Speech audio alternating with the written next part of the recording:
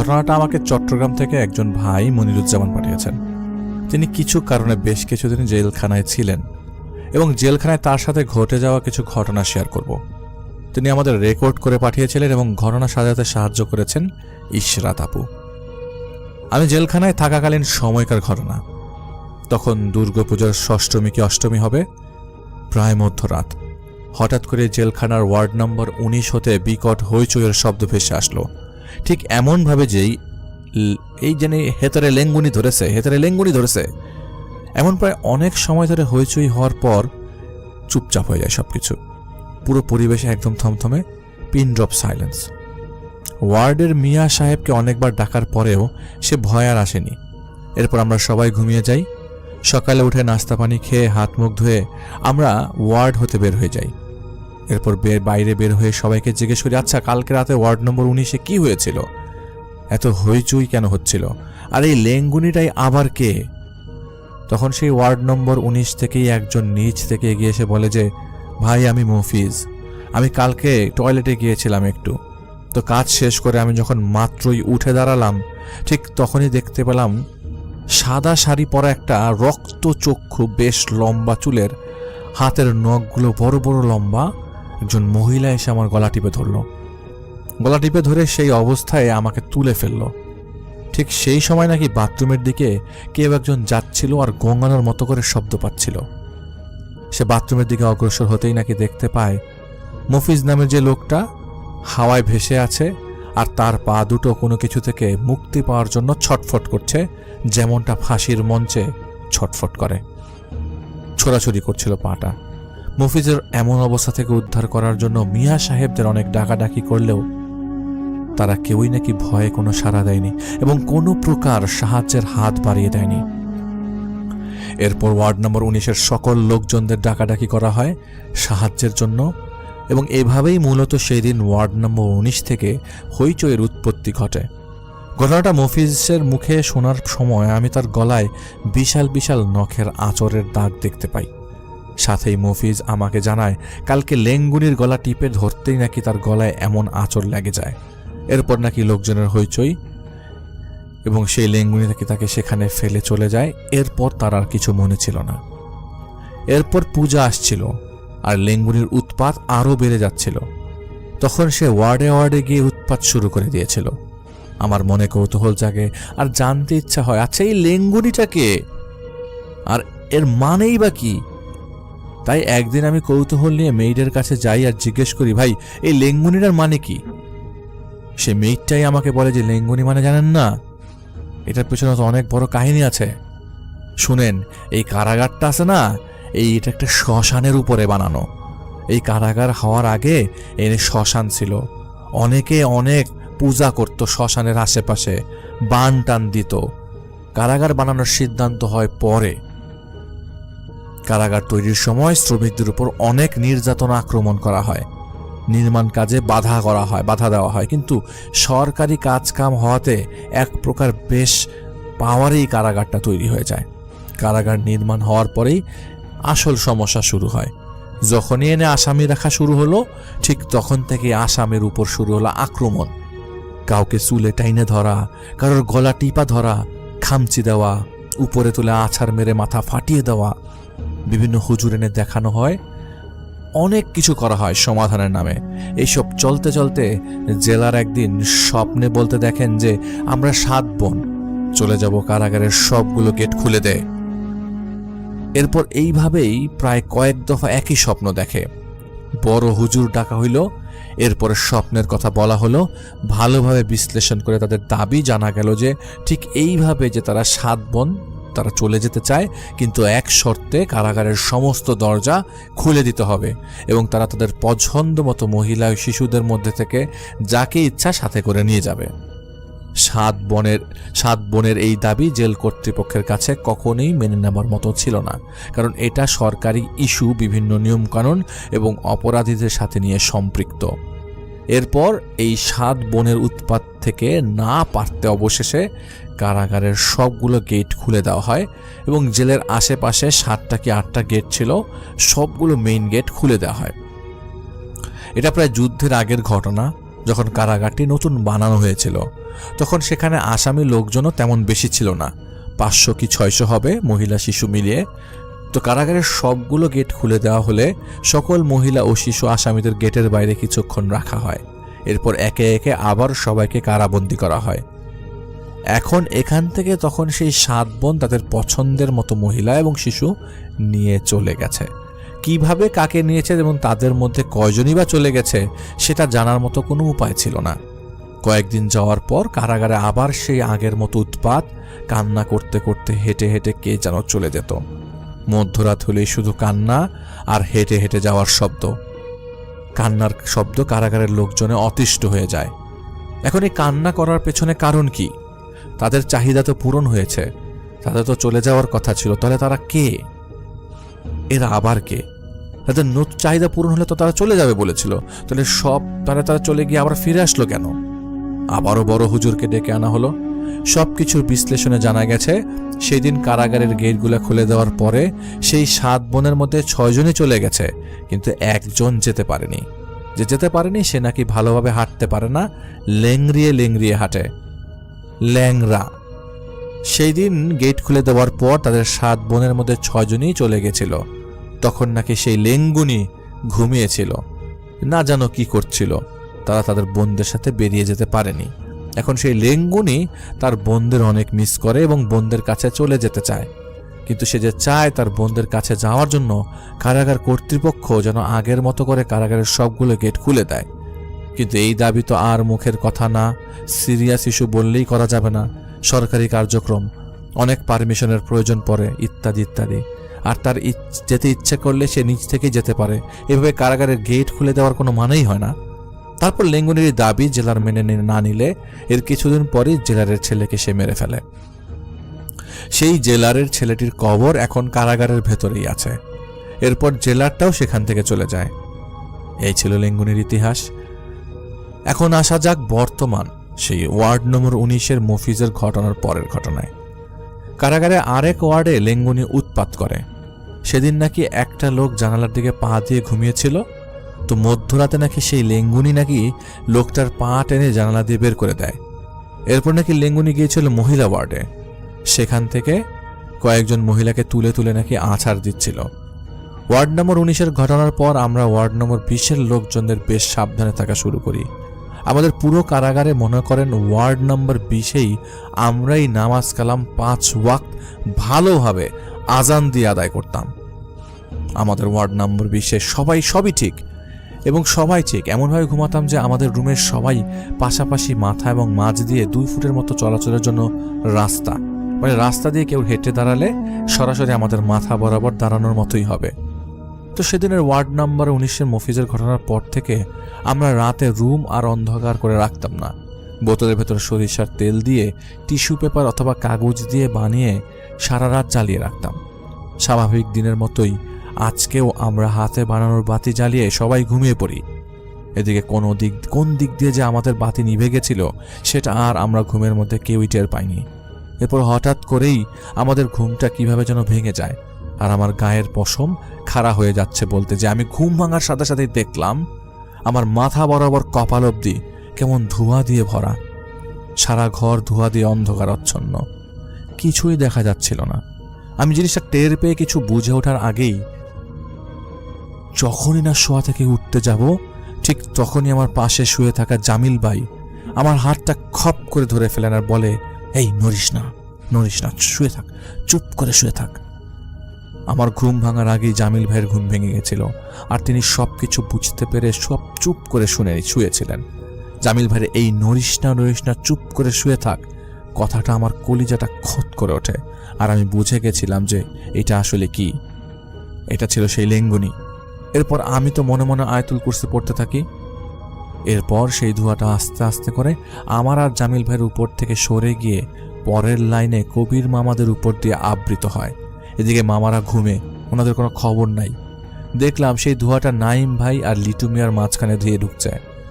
নাইমুদ্দিন হিরু ভাই আর লিটু মিয়ার মাঝখান দিয়ে এটা লিটু মিয়ার পাশে গিয়ে শুয়ে পড়ে। লিটু মিয়ার পাশে গিয়ে শুয়ে বেশ কিছুক্ষণ তার দিকে তাকিয়ে থাকে। এই তাকিয়ে থাকার বিষয়টা দেখেছে আবার নাইমুদ্দিন হিরু। নাইমুদ্দিন হিরু এই তাকিয়ে থাকার বিষয়টা দেখেই এক চিৎকার দিয়েছে। এই চিৎকার শুনে পুরা ওয়ার্ড নম্বর 20-এ হইচই শুরু হয়ে যায়। ছোটাছুটি শুরু হয়। ওয়ার্ড নম্বর 19-এর ঘটনায় আমরা যেভাবে আতঙ্কিত হয়েছিলাম, এবার আমাদের ওয়ার্ড নম্বর 20-এর ঘটনায় ঠিক সেভাবে পুরো কারাগারে আতঙ্কের সৃষ্টি হয়। 10 সেকেন্ডের মধ্যে একদম সবার ঘুম ভেঙে পাগলা গন্ডায় পরিণত হয়ে যায়। এখন কিভাবে চিৎকার চেঁচামেচি হই হই করছে, আমি তো মনে করেন আয়াতুল কুরসি পড়তেই আছি, মুখ দিয়ে বের হচ্ছিল না, তাও পড়ছিলাম। এদিকে আয়াতুল কুরসি পড়ছিলাম, অন্যদিকে শরীরের লোম পশম খাড়া হয়ে যাচ্ছিল। আমাদের ওয়ার্ড নম্বর 20-এ মিজান ছিল, যাকে ডাকাত মিজানও বলা হতো। সে আবার কোরআনের হাফিজ ছিল। সে উঠে সোজা পশ্চিম দিকে ফিরে আজান দেওয়া শুরু করে দিল। আল্লাহু আকবার, আল্লাহু আকবার বলার সাথে সাথেই কেমন একটা ধিম করে শব্দ হলো, আর চারপাশের ধোঁয়া কেটে গেল, লেঙ্গুনি চলে গেল। এখন আমাদের মাঝে সবাই এবার একটু সাহস করে বাতি জ্বালানোর কথা বলতে লাগলাম। খুব ভয়ে ভয়ে আতঙ্ক নিয়ে বাতি জ্বালানোর পর দেখলাম আমাদের ওয়ার্ড নম্বর 20-এর পুরো ফ্লোরটা রক্ত দিয়ে ভেজা, আর মিজান মাটিতে পড়ে আছে। সবাই চিৎকার চেঁচামেচি করে মিয়া সাহেবদের ডাকাডাকি করলাম, কেউই ভয়ে আসতে চাইছিল না। এরপর 3 জন একসাথে হয়ে ওয়ার্ড নম্বর 20-এর দরজা খুলে মিজানকে হাসপাতালে নিয়ে যায়। সেদিন রাতে আমরা কেউই ঘুমাইনি, সবাই জেগে জেগে পাহারা দিচ্ছিলাম। এর পরের দিন মিজানকে দেখতে যাই, আর দেখলাম তার মাথায় 4টা সেলাই পড়েছে। সেদিন রাতে আপাতত দৃষ্টিতে সবাই দেখেছিল মিজান পড়ে গেছিল, আর সেখান থেকেই তার মাথা ফেটে রক্ত বের হয়ে গেছে। কিন্তু মিজানের ভাষ্যমতে সে নাকি যখন আজান দিচ্ছিল, তখন সেই মুহূর্তে নাকি একটা মহিলা খুঁড়িয়ে খুঁড়িয়ে তার দিকে আসছিল, আর আজান দেওয়ার মাত্রই তাকে উপরে তুলে এক আছাড় মারে, আর তার মাথা ফেটে যায়। এরপর থেকে আমাদের ওয়ার্ড নম্বর 20-এর সবাই বেশ অ্যালার্ট হয়ে যায়। আমি, লিটু ভাই, নাইমুদ্দিন হিরু সবাই 2 ঘন্টা করে রাত 8টা থেকে ফজরের আগ পর্যন্ত পালাক্রমে একের পর এক পাহারা দেই, আর এভাবেই চলতে থাকে আমাদের বের হয়ে আসার আগ অব্দি ঘটনা। এটা ছিল লেঙ্গুনের ঘটনা। আর অনেকের ঘটনা সাথে অনেকভাবেই ঘটে গেছে, কিন্তু আমি থাকাকালীন যা ঘটেছে তার বর্ণনা দিলাম। থ্যাংক ইউ ভেরি মাচ সিয়াম ভাই আপনার কালেক্টেড ঘটনার জন্য। খুবই সুন্দর ঘটনা, ছোট ঘটনা বাট বেশ ইনফরমেশন। এখন যেটা করব সেটা হচ্ছে সরাসরি চলে যাব আরো একটি ঘটনায়, এবং এই মুহূর্তে আমার সঙ্গে আছেন আপনাদের অত্যন্ত পছন্দের একজন মানুষ, যিনি হচ্ছেন আফনান ভাই। তাকে আমি বলেছিলাম এবং তিনি একটা ঘটনা পাঠিয়েও দিয়েছেন। তার সেই ঘটনাটি আমি এখন আপনাদের জন্য প্লে করছি। আশা করছি আপনাদের সবার ভালো লাগবে। এখন যে ঘটনাটি আপনাদের সাথে শেয়ার করবে, এই ঘটনাটি আমাদেরকে যিনি পাঠিয়েছেন, ওনার নাম মোহাম্মদ সাব্বির ফকির। ওনার বাড়ি বরিশাল জেলার আগলঝাড়া উপজেলার বাকাল ইউনিয়নের বাকাল গ্রামে। উনি লেখাপড়া করছেন ফরিদপুর ইঞ্জিনিয়ারিং কলেজে, বিএসসি ইন সিভিল ইঞ্জিনিয়ারিং 3য় বর্ষ। তো চলুন ঘটনায় চলে যাই। উনি ছোট ছোট 3টি ঘটনা একত্রে পাঠিয়েছেন। 3টি ঘটনাই ওনাদের এই বাকাল গ্রামেই ঘটেছে। এর মধ্যে 2টি ঘটনা ওনার বন্ধু গোলাম রাব্বি ফকিরের বাবার সাথে ঘটেছে, আর অন্যটি ওনাদের বাড়ির পাশের এক কাকার সাথে ঘটেছিল। তো চলুন শুরু করি। প্রথম যে ঘটনাটি, এটি ওনার বন্ধুর বাবা, যার নাম হচ্ছে মোহাম্মদ লিয়াকত আলী ফকির, তার সাথে ঘটেছে। প্রথম দ্বিতীয় এই দুটোই তো সময়টা 2007 কি 8 সাল। তখন এই লিয়াকত কাকা চিংড়ি মাছের ব্যবসা করতেন। নিজের চিংড়ি মাছের ঘের ছিল, সেখানে মাছ চাষ করতেন আর বিক্রি করতেন। তখন এই ব্যবসাটা বেশ ভালোই লাভজনক ছিল। কাকা প্রতিদিনই রাতের বেলা খেয়ে তার সাথে একজনকে নিয়ে ঘেরে চলে যেতেন পাহারা দেবার জন্য। প্রতিদিনের মতো সেদিনও কাকা রাতের খাবার খেয়ে তার সহকারীকে ডাকতে গেলে সেই সহকারী বলে আজ তার শরীর ভালো নাই, তাই সে যেতে পারবে না। শরীর খারাপের খবর শুনে কাকার জোরাজোরি করলেন না, একাই চলে গেলেন ঘেরে। বাড়ি থেকে 5 থেকে 7 মিনিটের রাস্তা। কাকা কিন্তু নিজেও বেশ সাহসী একজন মানুষ, আর তার থেকেও বড় কথা, পাহারা দিতে তো যেতেই হবে, কেননা চিংড়ি মাছের ঘের একটা সমস্যা রয়েছে। তখন মাঝে মাঝে শোনা যেত চিংড়ি মাছের ঘেরে মেডিসিন দিয়ে সব মাছ চুরি করে নিয়ে যায়, অথবা বিষ দিয়ে সব মাছ মেরে ফেলে। এটা মূলত চুরি বা শত্রুতামূলকভাবে করা হতো। আর এমনিতেও এই মাছ বেশ নরম প্রকৃতির। এই সাব্বির ফকির ভাইয়ের ওনার আপন কাকার ঘেরেও এরকম একটা কাহিনী হয়েছিল, এই চুরি করা মেরে ফেলা মাছগুলো এরকম একটা আর কি। তো যখন এরকম হওয়া শুরু হলো তখন নাকি বেশ সচেতন হয়ে গেল যারা এই ঘেরের ব্যবসাটা করতেন। এই জন্যই পাহারা দিতে হতো। ঘেরের এক কোণে একটা টং ঘর বানানো ছিল, তো ওখানেই ওনারা বিশ্রাম নিতেন, রাতের বেলা ঘুমাতেন। তো যেই রাতে ঘটনাটি ঘটে এই রাতটা ছিল ভাদ্র মাসের অমাবস্যার রাত। বছরের সবচাইতে মারাত্মক অমাবস্যার রাত বলা হয় এটাকে। চারদিকে ঘুটঘুটে অন্ধকার। কাকা ঘেরের চারদিকে বেশ কয়েকবার একটু ঘুরে আসেন একটু পাহারা দেওয়ার জন্য। এরপর ওনার ওই টং যেই ঘরটা আর কি এটার ভিতরে ঢোকেন। ওই সময়টায় অনেক গরম পড়েছিল, কাকার ঘুম আসছিল না। তো এই টং ঘরের দক্ষিণ দিকে একটা পর্দার মতো ছিল, কাকা সেটা সরিয়ে দিলেন বাতাস আসার জন্য। আর উনি দুই হাঁটু একটু ভাঁজ করে শুয়ে রইলেন। রাত তখন আনুমানিক 2টা কি 2:30 বাজে। কখন যে ঘুমিয়ে পড়েছেন উনি বুঝতেও পারেননি। উনি স্বপ্নের মধ্যে দেখছেন তার ভাঁজ করা 2 হাঁটু বড় বড় লোমশ 2টো হাত আস্তে আস্তে জড়িয়ে ধরছে। এই স্বপ্ন দেখে ওনার ঘুম ভেঙে যায়। ঘুম ভাঙার পর উনি বুঝতে পারেন যে এটা আসলেই হচ্ছে, সত্যি কোনো একটা লোমশ প্রাণী তার 2 হাত দিয়ে তার হাঁটু জড়িয়ে ধরেছে। উনি যখন তাকিয়েছেন উনি দেখেন এই প্রাণীটা মনে হচ্ছে সাদা, অন্ধকার রাতেও সেটা বোঝা যাচ্ছে। কাকা উনি কি করেছেন, ওনার হাঁটু দুটো ছাড়ানোর জন্য 2 হাত দিয়ে ওই হাত দুটো সরানোর যখন চেষ্টা করেছেন উনি দেখেন যে এই হাত দুটো এতটাই নরম মনে হচ্ছে উনি তুলার উপরে হাত দিয়েছেন। আর তখনই নাকি হাত দুটো হাঁটু থেকে সরিয়ে তার মাথার দিকে আগানো শুরু করে ওই অবয়বটা। ওই প্রাণীটা তার মাথাটা ধরার চেষ্টা করছে, মনে হচ্ছে কাকার ঘাটটা মটকে দেবে। আর কাকাও ওই হাতটা সরানোর চেষ্টা করছে। এই প্রাণীটার শরীরটা এতটাই নরম ছিল উনি যেখানে হাত দিচ্ছেন সেখানে ওনার হাত দেবে যাচ্ছে। উনি যে এটাকে আঘাত করবেন, আঘাত করেও কোনো লাভ হচ্ছে না। উনি চেষ্টা করেছেন আঘাত করার জন্য, দেখলেন যে তুলার উপর আঘাত করলে যেরকম অনুভূতি হয় ওই রকম। আর ওই জিনিসটাও ওনার মাথা খুঁজছে, হয়তোবা মাথাটা উল্টো দিকে ঘুরিয়ে দেবে। এরকম মিনিট খানেক চলে। এক পর্যায়ে নাকি ওই প্রাণীটা নিজ থেকেই তাকে ছেড়ে দিয়ে ওই টং ঘর থেকে লাফ দিয়ে দক্ষিণ দিকে চলে যায়। দক্ষিণ দিকে একটা পর্দা ছিল, ওটা তো তোলাই ছিল, ওই দিক দিয়ে চলে যায়। তো উনি ওই অন্ধকারে যতটুকু বুঝতে পেরেছিলেন যে লাফ দেওয়ার পর ওই জিনিসটা অদৃশ্য হয়ে গেল।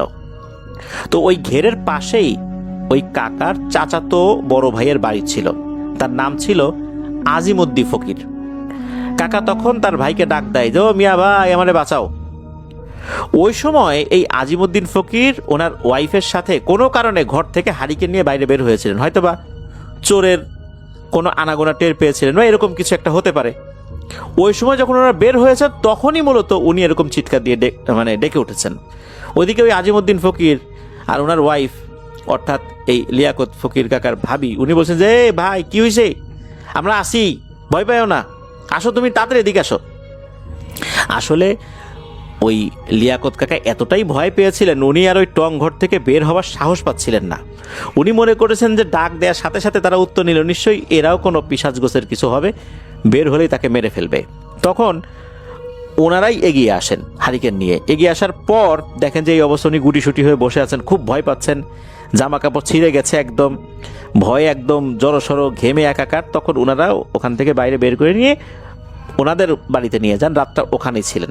তবে সকাল হওয়ার পর ওনার যে জ্বর আসবে এরকম কোনো কিছু হয় নাই। উনি বুঝতে পেরেছিলেন যে এই যে রাতের বেলা ঘেরের চতুর্দিকে একটা হাঁটা দিয়েছিলেন, ঘুরে এসেছিলেন, যেহেতু ভাদ্র মাসের অমাবস্যা ওই সময় হয়তোবা কোনো জিনের চলাচলের পথে উনি বাধা হয়েছিলেন, এই জন্যই তাকে বিরক্ত করার জন্য বা তা ক্ষতি করার জন্য এই টং ঘরের মধ্যে এটা চলে এসেছে।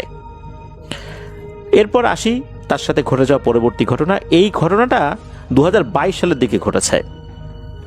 কাকা একদিন চিংড়ি মাছের খাবার দিতে সন্ধ্যার দিকে ঘেরে গিয়েছেন। বলে রাখা ভালো, এই চিংড়ি মাছ কিন্তু সন্ধ্যার দিকে নাকি খাবার খায়, অন্যান্য মাছের মতো দিনের বেলা খাবার খায় না। খাবার দেওয়ার জন্য ঘেরের নির্দিষ্ট একটা পাশে কাকা জায়গা করে নিয়েছিলেন, প্রতিদিন ওখানেই খাবার দিতেন। সেদিনও খাবার দিয়ে ঘেরের চারপাশ ঘুরে খাবারের পাত্র নিয়ে বাড়ির দিকে রওনা করেছেন। তখন একদম সন্ধ্যা হয়ে রাত নেমে এসেছে। ওই ঘেরের পাশে একটা বাগান রয়েছে যেটা মোল্লার ভিটা নামে পরিচিত। ওই বাগানটাও নাকি বেশ ভয়ঙ্কর, অনেকেই সেখানে ভয় পেয়েছে। ওই বাগানটা এই বাকাল গ্রামেরই অন্যতম একটা হন্টেড স্পট। বাগানের ওই পাশ দিয়ে গেলে একটু তাড়াতাড়ি যাওয়া যাবে, এই চিন্তা করে কাকা ওই দিক দিয়ে যাওয়ার জন্য তৈরি হয়েছেন। বাগানের পাশ দিয়ে একটা সরু রাস্তা রয়েছে মানুষের চলাচলের জন্য। কাকা যখনই বাগানের একটা তেঁতুল গাছের নিচে এসেছেন, তখন উনি দেখেন যে চারদিক থেকে যেন ঝড় শুরু হয়ে গেছে।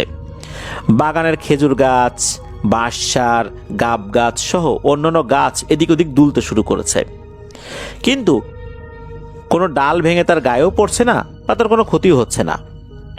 কাকা তখন সেখানে দাঁড়িয়ে পড়লেন এবং পাশ থেকে একটা ডাল ভেঙে লাঠি বানিয়ে যেদিক দিয়ে বেশি বাতাস বইছিল ওইদিকে দাঁড়িয়ে উনি বলছেন, শোন, এখানে আমাদের বাপ দাদার জায়গায় তোরা অনেক বছর যাবৎ থাকিস, আমরা কিন্তু জানি। আমরাও কিন্তু তোদের কোনো ক্ষতি করি না, তোরাও কিন্তু এখন ক্ষতি করিস না। এখন সন্ধ্যার সময় আমি বুঝতে পারছি তোদের চলাচলে আমি বাধা সৃষ্টি করছি, আমার ভুল হয়েছে, আমাকে এখন যেতে দে। এ কথা বলার পরেও ঝড় আর থামে না। মনে হচ্ছে এই অশরীরীরা তার কথা শুনছেই না, চারদিকে সেভাবেই ঝড় হয়েই চলছে। কাকা আগের কথাগুলো রিপিট করেন, তারপরে কোনো পরিবর্তন না দেখে আল্লাহর নাম নিয়ে সামনের দিকে হাঁটা শুরু করেন। উনি হাঁটছেন আর দুপাশ দিয়ে বাতাস বইছে, কিন্তু তার শরীরের উপর কিন্তু কিছুই পড়ছে না। এরকম হাঁটতে হাঁটতে বাকাল হাট প্রাইমারি স্কুলের সামনে একটা বটগাছ রয়েছে, ওই বটগাছের কাছে এসেছেন। বটগাছটি অনেক পুরনো এবং অনেকেই বলে সেখানে জিনপরি বসবাস করে। সেখানে আসার পরে ওই গাছটাও প্রচণ্ড নড়তে থাকে আর বাতাস বইতে থাকে এই ডালপালার উপর দিয়ে। তারপর কাকা আবার বলে, আমি বলতেছি তো আমার ভুল হয়েছে, এই সময় এখান দিয়ে আসাটা আমার উচিত হয় নাই, আমাকে এবার মতো মাফ করতো, যা তোরা চলে যা। আর আমার যদি কোনো ক্ষতি করিস আর আমি যদি বেঁচে থাকি, আমিও কিন্তু তোদের ছাড়বো নাই বলে রাখলাম। এই বলে কাকা বটগাছের পাশ দিয়ে সাহস করে হাঁটতে থাকেন। কিছু দূর আগালে একটা তাল গাছ পড়ে রাস্তার পাশেই, ওই তাল গাছটা ওই একই রকম ভাবে নড়ছে। পরে কাকা আবারও বলেন, আরে বললাম তো ভুল হয়েছে, মাপ চাই, অসময়ে তোদের চলার পথে আসছি, এখন আর আমার জ্বালাস না। এরপর কাকা দেখেন তাল গাছের মাথাটা মনে হলো আস্তে আস্তে মাটির সাথে ঝুঁকে পড়ছে, এরপর স্প্রিংয়ের মতো ছট করে আবার উপরের দিকে উঠে গেল। এরপর সবকিছু স্বাভাবিক, আর কোনো ঝড় বাতাস নাই। তখন কাকা বুঝতে পারলেন এগুলো এখন পিছু ছেড়েছে, তার শরীরটা তখন হালকা লাগলো। এরপর কাকা বাড়িতে চলে আসেন, তার আর কোনো সমস্যা হয় নাই। কাকা বলেছেন যে ওদের আস্তানা যেখানে, সেখানে আসলে নাকি ওরা বেশি ভয় দেখানোর চেষ্টা করে এবং আকার ইঙ্গিতের মাধ্যমে ভয় দেখায়। তবে কাকার সেদিন বড় ধরনের কোনো সমস্যা হয়নি আল্লাহর রহমতে। এবার আসি তৃতীয় ঘটনায়। এই ঘটনাটি ঘটেছে এই আমাদেরকে যিনি ঘটনা পাঠিয়েছেন সাব্বির ফকির ভাই, ওনাদের বাড়ির পাশের এক কাকার সাথে, যার নাম মোহাম্মদ সেলিম খান। উনি এখন বেঁচে নেই, মারা গেছেন 5 থেকে 6 বছর আগে। সময়টা তখন 2001 কি 2। ওনাদের গ্রামের সাবেক মেম্বার মোহাম্মদ কামাল ফকির তখন ব্লক করতেন। ব্লক বলতে কিন্তু ওই যে জমিতে যেই পানি সেচ দেওয়ার জন্য মেশিন বসানো হয়, পানি সেচ দেওয়া হয়, এগুলোকে কিন্তু ব্লক বলা হয়। তো পেট্রোল ডিজেল চালিত এক ধরনের পাম্প মেশিন, যেটাকে স্যালো মেশিন বলে অনেকেই। তো এই স্যালো মেশিন দিয়ে পানি তোলা হতো, কখনো খাল থেকে তোলা হতো বা বিভিন্ন জায়গায় কিন্তু ওই ডিপ টিউবওয়েল থেকে পানি তোলার জন্য পাইপিং সিস্টেম করা ছিল সরকার থেকেই, বা ওনারা ব্যক্তিগতভাবে কখনো কখনো টাকা খরচ করে এটা করতেন। তো ওইভাবেই কিন্তু এই আবাদি জমিগুলোতে পানি দেওয়া হতো। ওই গ্রামে ইরি ধান চাষ করা যখন হয়, তখন কিন্তু অতিরিক্ত পানির যোগানটা অনেক সময় খাল থেকে পানি এনে দিতে হতো। অনেক সময় পানির লেভেল নিচে চলে যেত, পানি ওভাবে পাওয়া যেত না। তো এই সেলিম কাকা কামাল কাকার ব্লকের দেখাশোনা করতেন আর যাবতীয় সব কাজই করতেন। এই পাম্প মেশিন প্রয়োজনের সময় সারাদিন সারা রাত চালাতে হতো। রাতে চললে তো দেখাশোনার জন্য একজন লোক থাকা দরকার। মেশিনের তেল ফুরিয়ে যায়, সেটাতে আবার তেল দিতে হয়, মেশিনটাকে আবার কিছু সময়ের জন্য বন্ধ রাখা লাগে। তো এরপর যে কাজটা করতে হয়, এটা খুবই জরুরি কাজ। সেটা হচ্ছে যে যখন কোনো জমিতে পানি দেওয়া হবে, ওই জমির যে আইল, ওই আইলের এক পাশটা খুলে দিতে হয়, পানি ঢোকে, আবার পানি যেন ওভারফ্লো না হয়, বেশি না ঢুকে যায়, ওটা আবার বন্ধ করে দিতে হয়। কোন জমিতে দিতে হবে সেই জমিটা টার্গেট করে রাখতে হয়, সেখানে আইল খুলতে হয়, বন্ধ করতে হয়। এটা কিন্তু খুব গুরুত্বপূর্ণ একটা কাজ। এই কাজ কিন্তু সারা রাত করতে হতো। আর তেল ফুরিয়ে গেলে তো মেশিনে তেল দিতেই হবে, এই জন্য লোক লাগতো। এই জন্য ওই মেশিনের পাশে একটা ছোট বোরিং ঘর বানিয়ে উনি থাকতেন। এটা একদম মানে পাটখড়ি, সন এইটা দিয়ে বানানো হয়েছিল ওইখানে আর কি। তো একদিন রাতের বেলা খাওয়া দাওয়া করে মেশিন চালিয়ে সব ঠিকঠাক করে উনি ঘরে ঢুকবেন আর কি। ওই মেশিন যেটা, ওই মেশিনটা কিন্তু ঘরের ভিতরে না, মেশিনটা কিন্তু বাইরে, ওই মেশিনের পাশে আর কি এই ঘরটা তৈরি করা হয়েছিল অস্থায়ীভাবে। তো ওনার আবার ধূমপানের অভ্যাস ছিল, উনি ধূমপান করার জন্য বাইরে বের হয়ে আসছেন, তো ধূমপান করেছেন। এরপরে উনি আবার সেই ছোট ঘরটাতে ঘুমাতে যান। রাত তখন 1:30 বা 2টা হবে আনুমানিক। কাকা ঘুম থেকে উঠেছেন জল বিয়োগ করার জন্য। আর ওই জায়গাটার একটু বিবরণ দেই, ওই জায়গাটার আশেপাশে অনেক বাসা রয়েছে, বাবলা গাছ রয়েছে, আর সাইডে আর একটা জঙ্গলের মতো বাগান রয়েছে। দিনের বেলাতেই নাকি ওই বাগানের মতো ঠিকঠাক মতো সূর্যের আলো পৌঁছাতো না, রাতের অবস্থা তো আরো ভয়ঙ্কর ছিল। কাকা এমনিতেও বেশ সাহসী একজন মানুষ ছিলেন, তা না হলে তো এই জায়গায় থাকা সম্ভব না। উনি জল বিয়োগের জন্য বাইরে যখন গিয়েছেন তখন ওনার চোখ যায় উত্তর দিকে। উনি দেখতে পান ওনার থেকে প্রায় 100 থেকে 150 মিটার দূরে বিশাল দেহি লোমশ পাহাড়ের মতো কোনো একটা প্রাণী ওনার দিকে হেঁটে হেঁটে আসছে। হালকা জ্যোৎস্না থাকায় ওইটার দেহের আকৃতি উনি বুঝতে পেরেছিলেন। ওই বিশাল দেহি প্রাণীটা এতটাই বড় ছিল যে কাকা ওইটার মাথা দেখতে পান না, শুধু শরীরের কিছু অংশ আর পা দেখতে পান। দেহের আকৃতি ছিল কুচকুচে কালো, ধপাস ধপাস শব্দ করে করে তার দিকে হেঁটে হেঁটে আসছে। এটা দেখে তো কাকা মারাত্মক ভয় পান। দ্রুত উনি ওনার ওই ঘরের মধ্যে দৌড়ে ঢুকে যান। ঢুকে ওনার ম্যাচ আর বিড়ি খুঁজতে থাকেন। উনি আসলে ভয়ের কারণে একেবারে দিশাহারা হয়ে গেছিলেন, ওনার রাখা জিনিসটা উনি খুঁজে পাচ্ছিলেন না। অনেক সময় বেশি এক্সাইটেড হলে এরকম হয়ে যায়। অন্ধকারের জন্য খুঁজে পেতেও সমস্যা হচ্ছিল।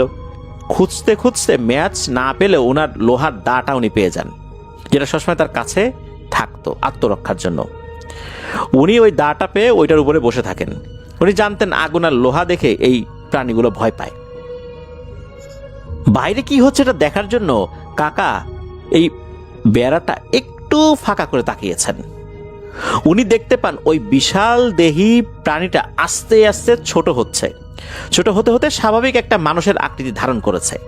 তবে একটা জিনিস এটা খুব মারাত্মক ছিল, ওই বিশাল দেহি প্রাণীটার দুটো দাঁত ছিল, হাতির মতো লম্বা দুটো দাঁত, যেটা নিচ দিকে ঝুলে এসেছে। আর চুলগুলো মাথা থেকে পা পর্যন্ত বড় বড় গোফদারি ছিল, সারা শরীর কালো লোমে ভর্তি। যখন এটা দেখেছেন, বিশেষ করে দাঁত দুটো দেখেছেন, এটা উনি দেখে ভয় পেয়েছেন। হঠাৎ করে খেয়াল করলেন বাইরে থেকে ওই প্রাণীটা তাকেও দেখে ফেলেছে। উনি যে এই বেড়া ফাঁকা করে তাকে দেখছে, এটাও কিন্তু ওই অবয়বটা দেখে ফেলেছে। তখন ওই অবয়বটা ওই ঘরের দিকে হাঁটতে শুরু করে। উনি তো ওখান থেকে সরে গিয়ে আবার দায়ের উপর বসে পড়েছেন। উনি চিন্তা করছেন যে হায় আল্লাহ, এখন কি হবে। এরপর হঠাৎ করে ধপাস করে একটা শব্দ হয়। উনি দেখলেন এই অবয়বের যেই ভয়ঙ্কর দুটো দাঁত রয়েছে, এই দুটো দাঁত এই বেড়া ভেদ করে ফুটো হয়ে ঘরের মধ্যে ঢুকে পড়েছে।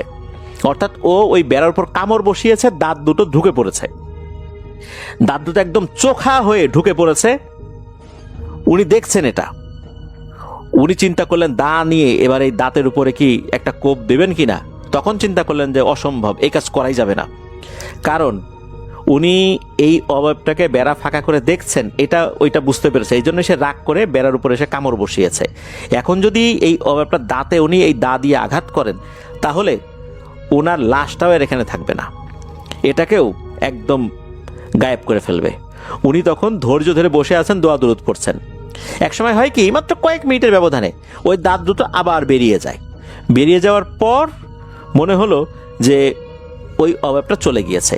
উনি কিন্তু ঘর থেকে বের হন নাই। ফজরের আজানের পর উনি ঘর থেকে বাইরে বের হয়েছিলেন। সকাল হলে অনেককেই দেখিয়েছিলেন যে এই দাঁত দুটো যে ফুটো হয়ে বেড়া ভেদ করে ঘরের মধ্যে ঢুকেছিল, এই দুটো ছিদ্র কিন্তু তখনও ফাঁকা ফাঁকা হয়েছিল, এমনভাবে ঢুকেছিল। ওইটা তো পাটখড়ি বেড়া ছিল, একদম মানে ছিদ্র হয়ে ভেঙে ঢুকে পড়েছিল দাঁত দুটো।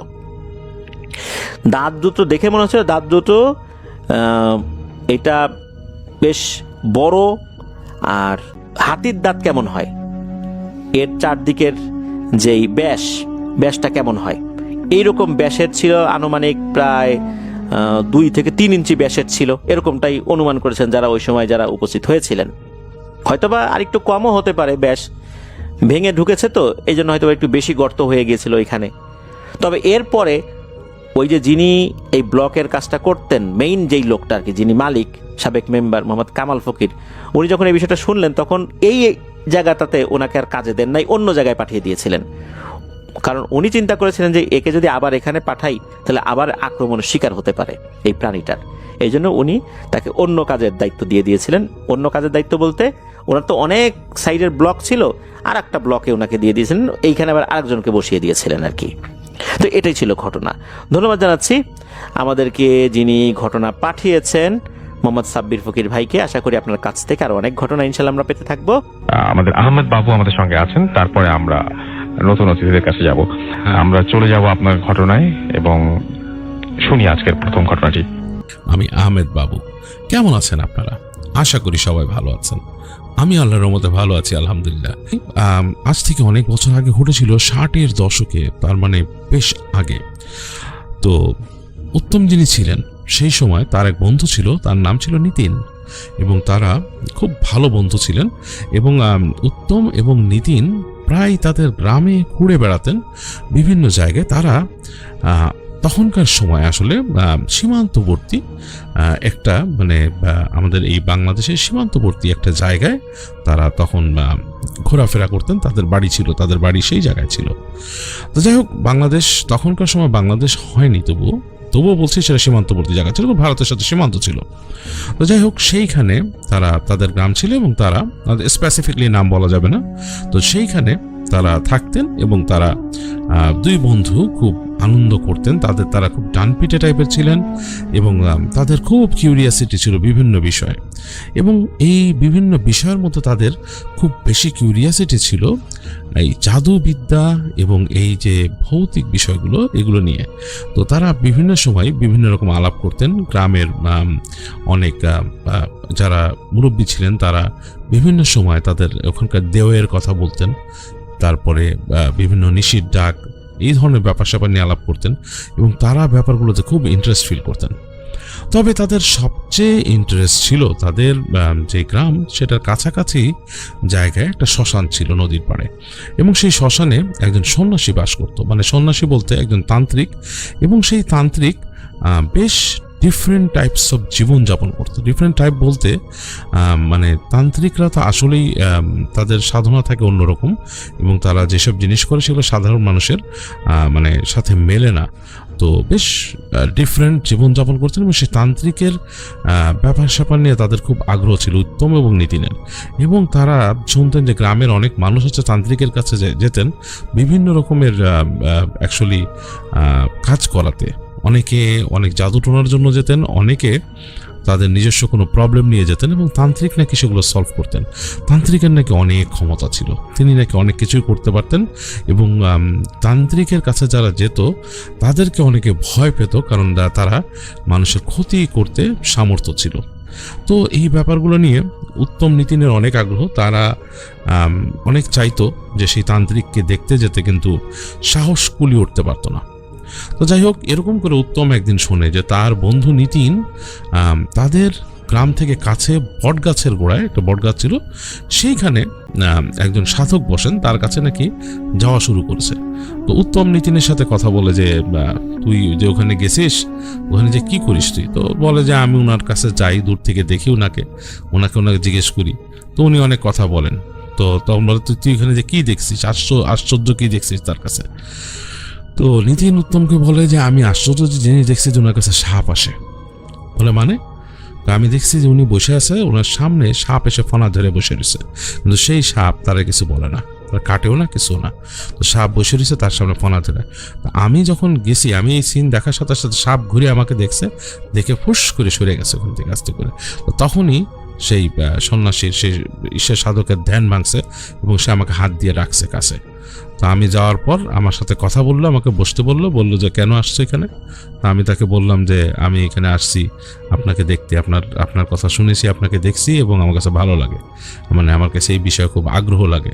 তো তিনি আমাকে বসালেন, অনেক কথা বললেন, অনেক দুনিয়া সম্বন্ধে কথা বললেন, সব কিছু সম্বন্ধে অনেক উচ্চ মার্গের কথাবার্তা। তো শুনে আমার কাছে খুব ভালো লাগছে। তো উত্তম বলে যে তাহলে তুই আমাকে নিয়ে যাবি তার কাছে।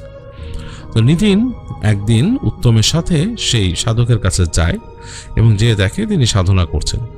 সে আবার সাপ টাপ দেখে নেই, দেখে যে তিনি বসে আছেন এবং তিনি চুপচাপ তার মতো ধ্যানে আছেন। তো উত্তম জানে যে এরকম ধ্যান ভাঙানো ঠিক না। তো যাই হোক, তো এই নিতিন উত্তম ছাড়াও প্রায় নাকি যেত এবং যে ওই সাধকের আশেপাশে বসতো এবং সাধককে সে একসময় অনুরোধ করা শুরু করে যে সে তার শিষ্য হতে চায় এবং সে সাধনা শিখতে চায় এবং সে একজন বড় মাপের ম্যাজিশিয়ান হতে চায়। ম্যাজিশিয়ান বলতে সে ক্ষমতার অধিকারী হতে চায়, যে এই ক্ষমতার মাধ্যমে সে অনেক কিছু করতে পারে। তো সাধক নাকি তার কথা শুনে হাসে। সে বলে যে আসলে সত্যিকার সাধক হতে গেলে কিন্তু কোনো ক্ষমতার প্রয়োজন নাই।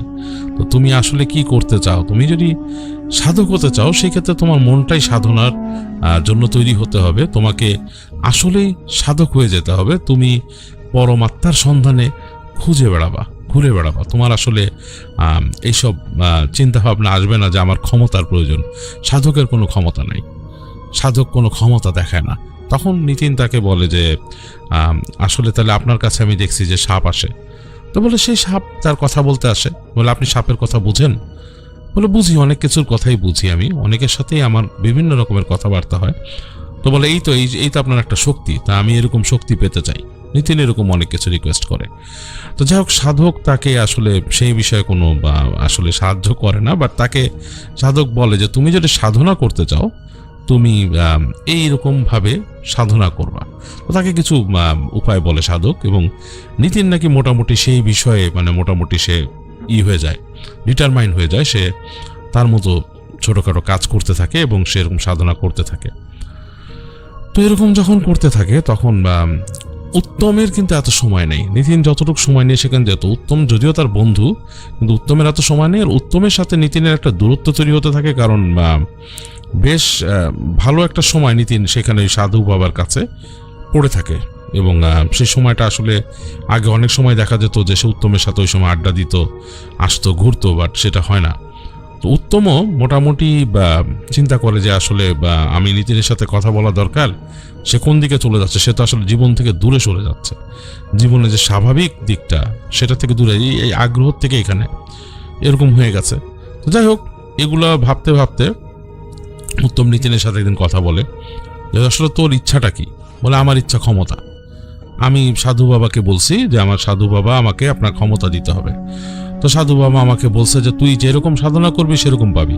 সাধনার মধ্যে সাদা সাধনা আছে, কালো সাধনা আছে, তুই যেটা চাইস সেটা পাবি। তো আমি তাকে জিজ্ঞেস করছি যে কোনটা সাদা সাধনা, কোনটা কালো সাধনা।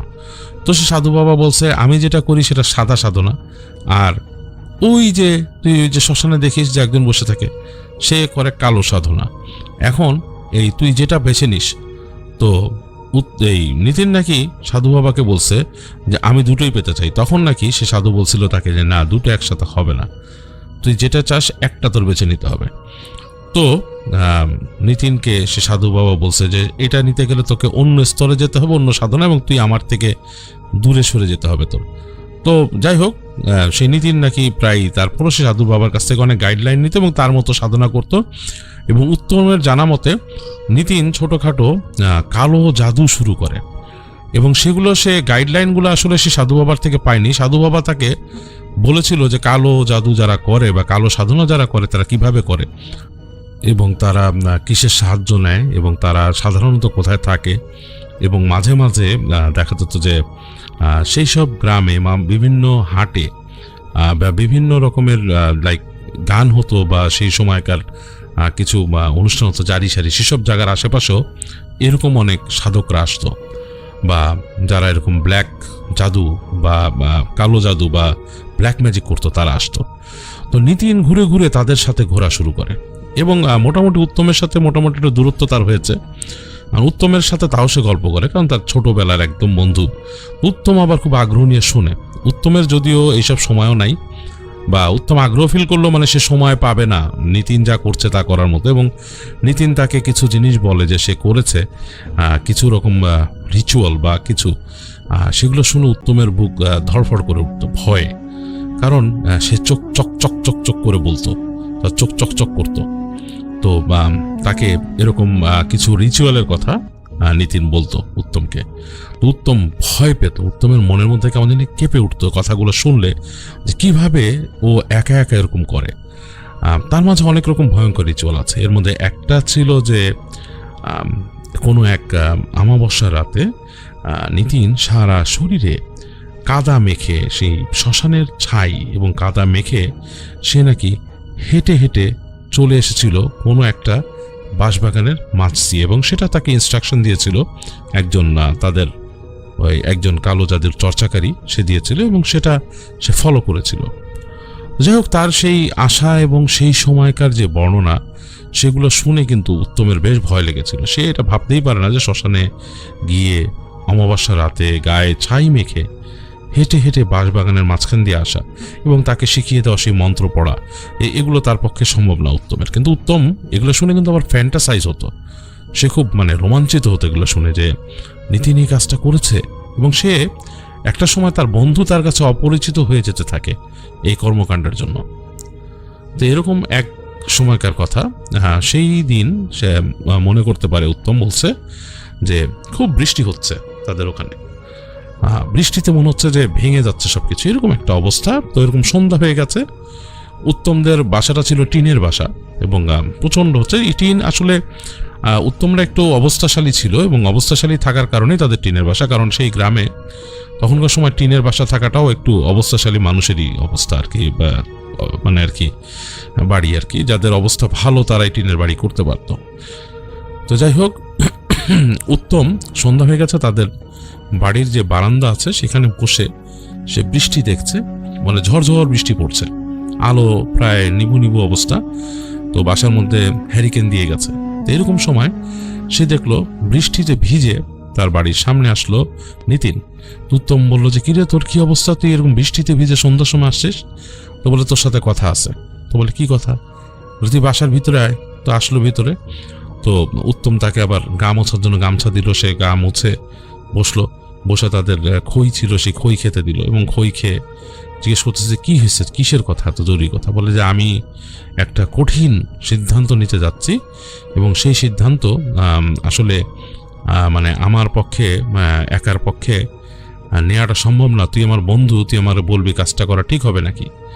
তো তখন উত্তম বলতেছে যে আমি তোরে কিভাবে বলবো, আসলে আমি যদি না জানি তুই কি করতে যাচ্ছিস বা কি কাজ করবি, এভাবে বললি কি হবে? আমার বলতে হবে তো কি কাজ করবি। তো তখন নিতিন বলছে যে তুই কি জানিস ওই যে এই শ্মশানে যে তান্ত্রিক আছে সে যে মরে গেছে? তো বলে তাই নাকি? তো বলে তাই নাকি? বলে হ্যাঁ, ও মরে গেছে। তো মরে গেছে কেমনে তো জানলি তো তুই আরো অবাক হবি নি। বলে কেমনে মারা গেছে?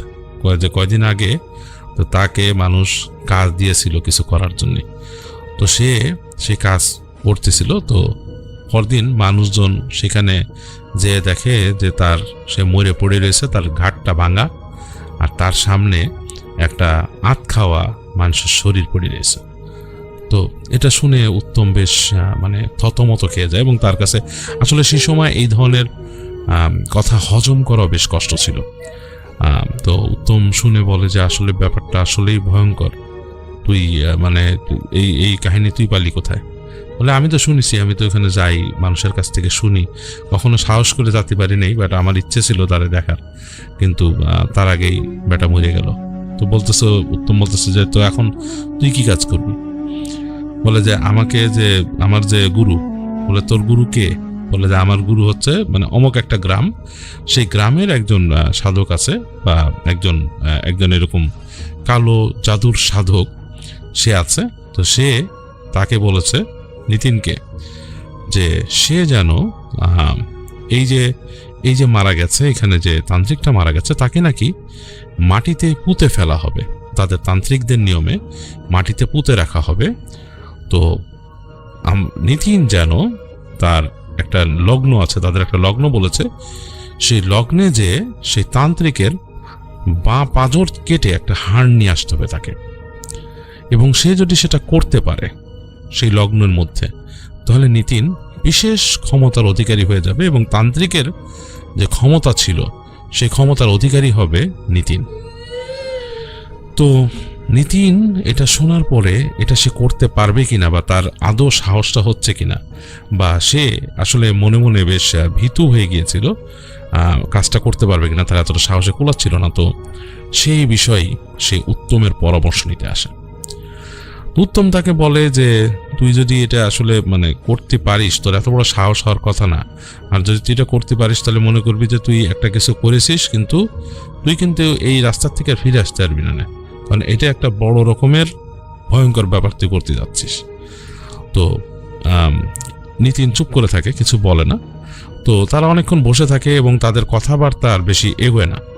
তো এর মধ্যে এক সময় নিতিন চলে যায় উত্তমের বাসা থেকে।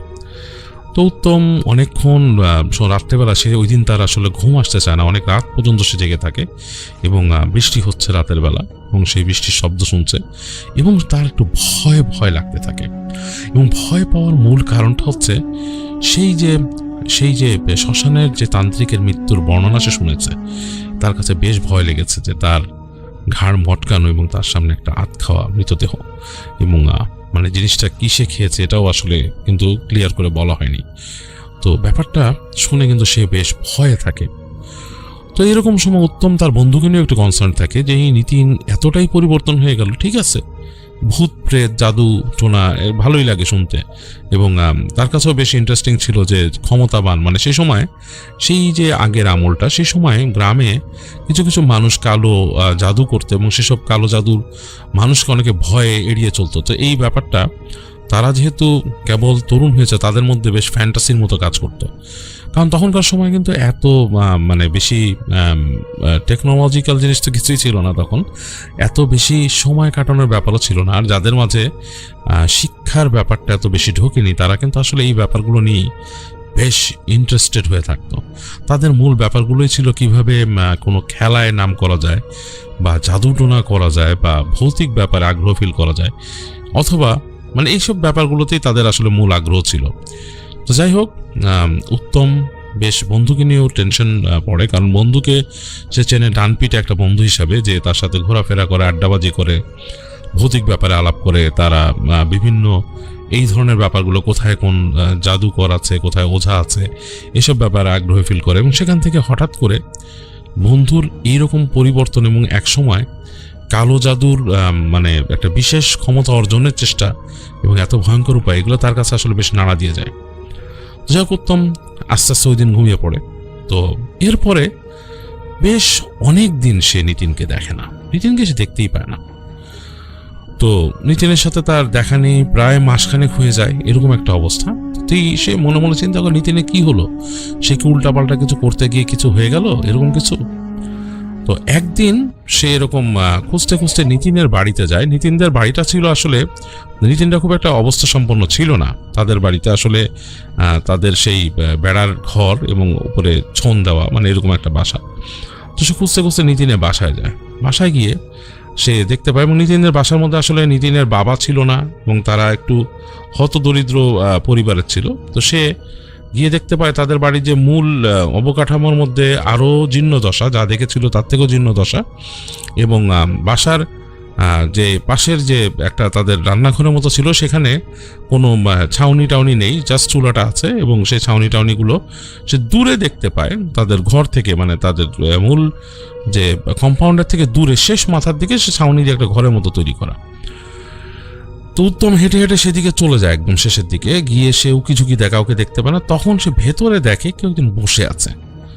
তো সে উকি দিয়ে দেখে যে ঘরের কর্নারে, একদম কর্নারে আধো অন্ধকার আধো আলো, মানে অন্ধকার হয়ে গেছে ঘরটা, সেটার মধ্যে সারা গায়ে মাটির মতো কিছু একটা মেখে কেউ বসে আছে একটা আসন দিয়ে। তো একটু ভয় পেয়ে যায় উত্তম, যেটা কি মানে তার কাছে বেশ ভৌতিকের মতো লাগে, কারণ মুখের কাজটা আবার কেমন ছাইয়ের মতো হয়ে রয়েছে। তো সে যখন নাকি আর একটু কাছে যায়, সে যে একটু দেখে সে চিনতে পারে এটা তার বন্ধু নিতিন, কিন্তু তার চেহারার যে একটা মানে অবস্থা, মনে হচ্ছে সারা গায়ে কাদা মাখা, মুখের কাছে সাদা কাদা, মানে কাদার সাথে ছাই মিলিয়ে লেপা, এবং সে বসে আছে একটা আসন দিয়ে, এবং ঘরটা অন্ধকার, আলো আসছে ঘরের ভেতরে যদিও ছুনটুন দিয়ে। তো সে একবার ডাকে নিতিন। তো ডাকার সাথে সাথেই দেখে যে নিতিন চোখ মেলে, বেশ ভয়ঙ্কর, মানে তার চোখ মেলাটাও ভয়ঙ্কর। তো সে তার দিকে তাকিয়ে একটু হাসে, হেসে বলে, তুই এসছিস? বলে হ্যাঁ। বলে যে তোকে তো আমি খুঁজে পাচ্ছি না, তুই কোথায়? তোরে যে খুঁজে পাই না, তুই এখানে এসে তোর কি অবস্থা, তোর বাসার এই অবস্থা কেন, তুই এখানে বসে আসছিস? তো বলে, বন্ধু আমি তো সিদ্ধি লাভ করছি, এখন আমার ঘোরাঘুরি করা হবে না, এখন আমি আমার মতো কাজ করব। আর বাসা থেকে সরে এসছি দূরে, মানে বাসার মূল ঘরের থেকে আমি আমার সাথে যা হয়, আমি যা করি তার সাথে আসলে বাসায় যায় না। আমার মাকে এফেক্ট করবে এগুলো, আমার মার প্রতি, মানে এফেক্ট বলতে সে বোঝাচ্ছে যে তার মাকে এগুলোতে ক্ষতিগ্রস্ত হবে তার মা এটার দ্বারা। তো সে বাসায় যায় না। উত্তম বেশ থতমত খেয়ে যায়, এবং উত্তমকে সে বলে যে তুইও এখানে খুব একটা মানে আসিস নে। উত্তম তো তার বন্ধু, উত্তম আসলে সেটা করতে পারে না। তো উত্তম বলে যে দোস্ত কি পেয়েছিস তুই বল, কিভাবে কি ঘটনা? তো বলে যে আমি তো সেই জিনিস নিয়ে আসছি যেটা আমাকে আনতে বলা হয়েছিল। তা আমি সেরকমভাবে সেই আমার গুরুর কথা শুনে চলে যাই সেই রাতে, এবং আমি যে সেটা নিয়ে আসি, এবং আসার সময় বড়ই সমস্যা হয়েছিল, কিন্তু আমি সেগুলো সব নিয়ে ফেলেছি, আমার সমস্যা আর এখন হয় না। তো উত্তম বলে যে তুই কি পেয়েছিস? বলে তো আমি কি পেয়েছি তুই দেখবি? বলে কি হ্যাঁ। বলে তাহলে তুই এক কাজ কর, তুই পরশু রাত্রে আয়, আসে আমার সাথে রাতে থাক এখানে, তাহলে আমি কি পেয়েছি তোকে দেখাবো। তো উত্তম বলে আচ্ছা ঠিক আছে, কারণ উত্তমের মনে খুবই বড় রকমের কিউরিয়াসিটি যে তার বন্ধু কি লাভ করছে, এটা সব দেখার খুব ইচ্ছা। তো উত্তম ভয়ও থাকে, এবং বাট কিন্তু তারপরও সে একদিন পার করে, মানে তার পরের দিন, মানে পরশু দিন হিসাবে সন্ধ্যার সময় চলে আসে নিতিনের বাসায়, এবং নিতিনের বাসায় চলে আসে এবং এসে দেখে যে নিতিনের মা সামনে বসা, মুখ গোমড়া, উত্তমকে দেখে কোনো কথা বলে না, মানে সে মুখটুক খুবই কালো করে রাখে, মনে হয় যে সে বিষ দেখেছে এরকম একটা ব্যাপার। মানে বন্ধু, মানে উত্তমের মানে নিতিনের বন্ধু হিসাবে সে দুই চোখে দেখতে পাচ্ছে না, মানে বুঝতে পারল উত্তম যে ছেলের প্রতি চরমভাবে বীতশ্রদ্ধ তার মা। তো যাই হোক, উত্তম হেঁটে হেঁটে চলে যায় সেই ঘরের কর্নারে, এবং যে দেখে প্রচণ্ড ধূপের গন্ধ আসছে, চারিপাশে ধূপের ঘ্রাণ আর কি সেই ঘরের কাছ থেকে। তো সে ঢুকে দেখে যে একটা ছোট্ট আলোক কুণ্ডলী জ্বালিয়েছে নিতিন সেখানে, এবং সারা ঘরটা সেই আলোক কুণ্ডলীতে হালকা মৃদু আলো হয়ে আছে।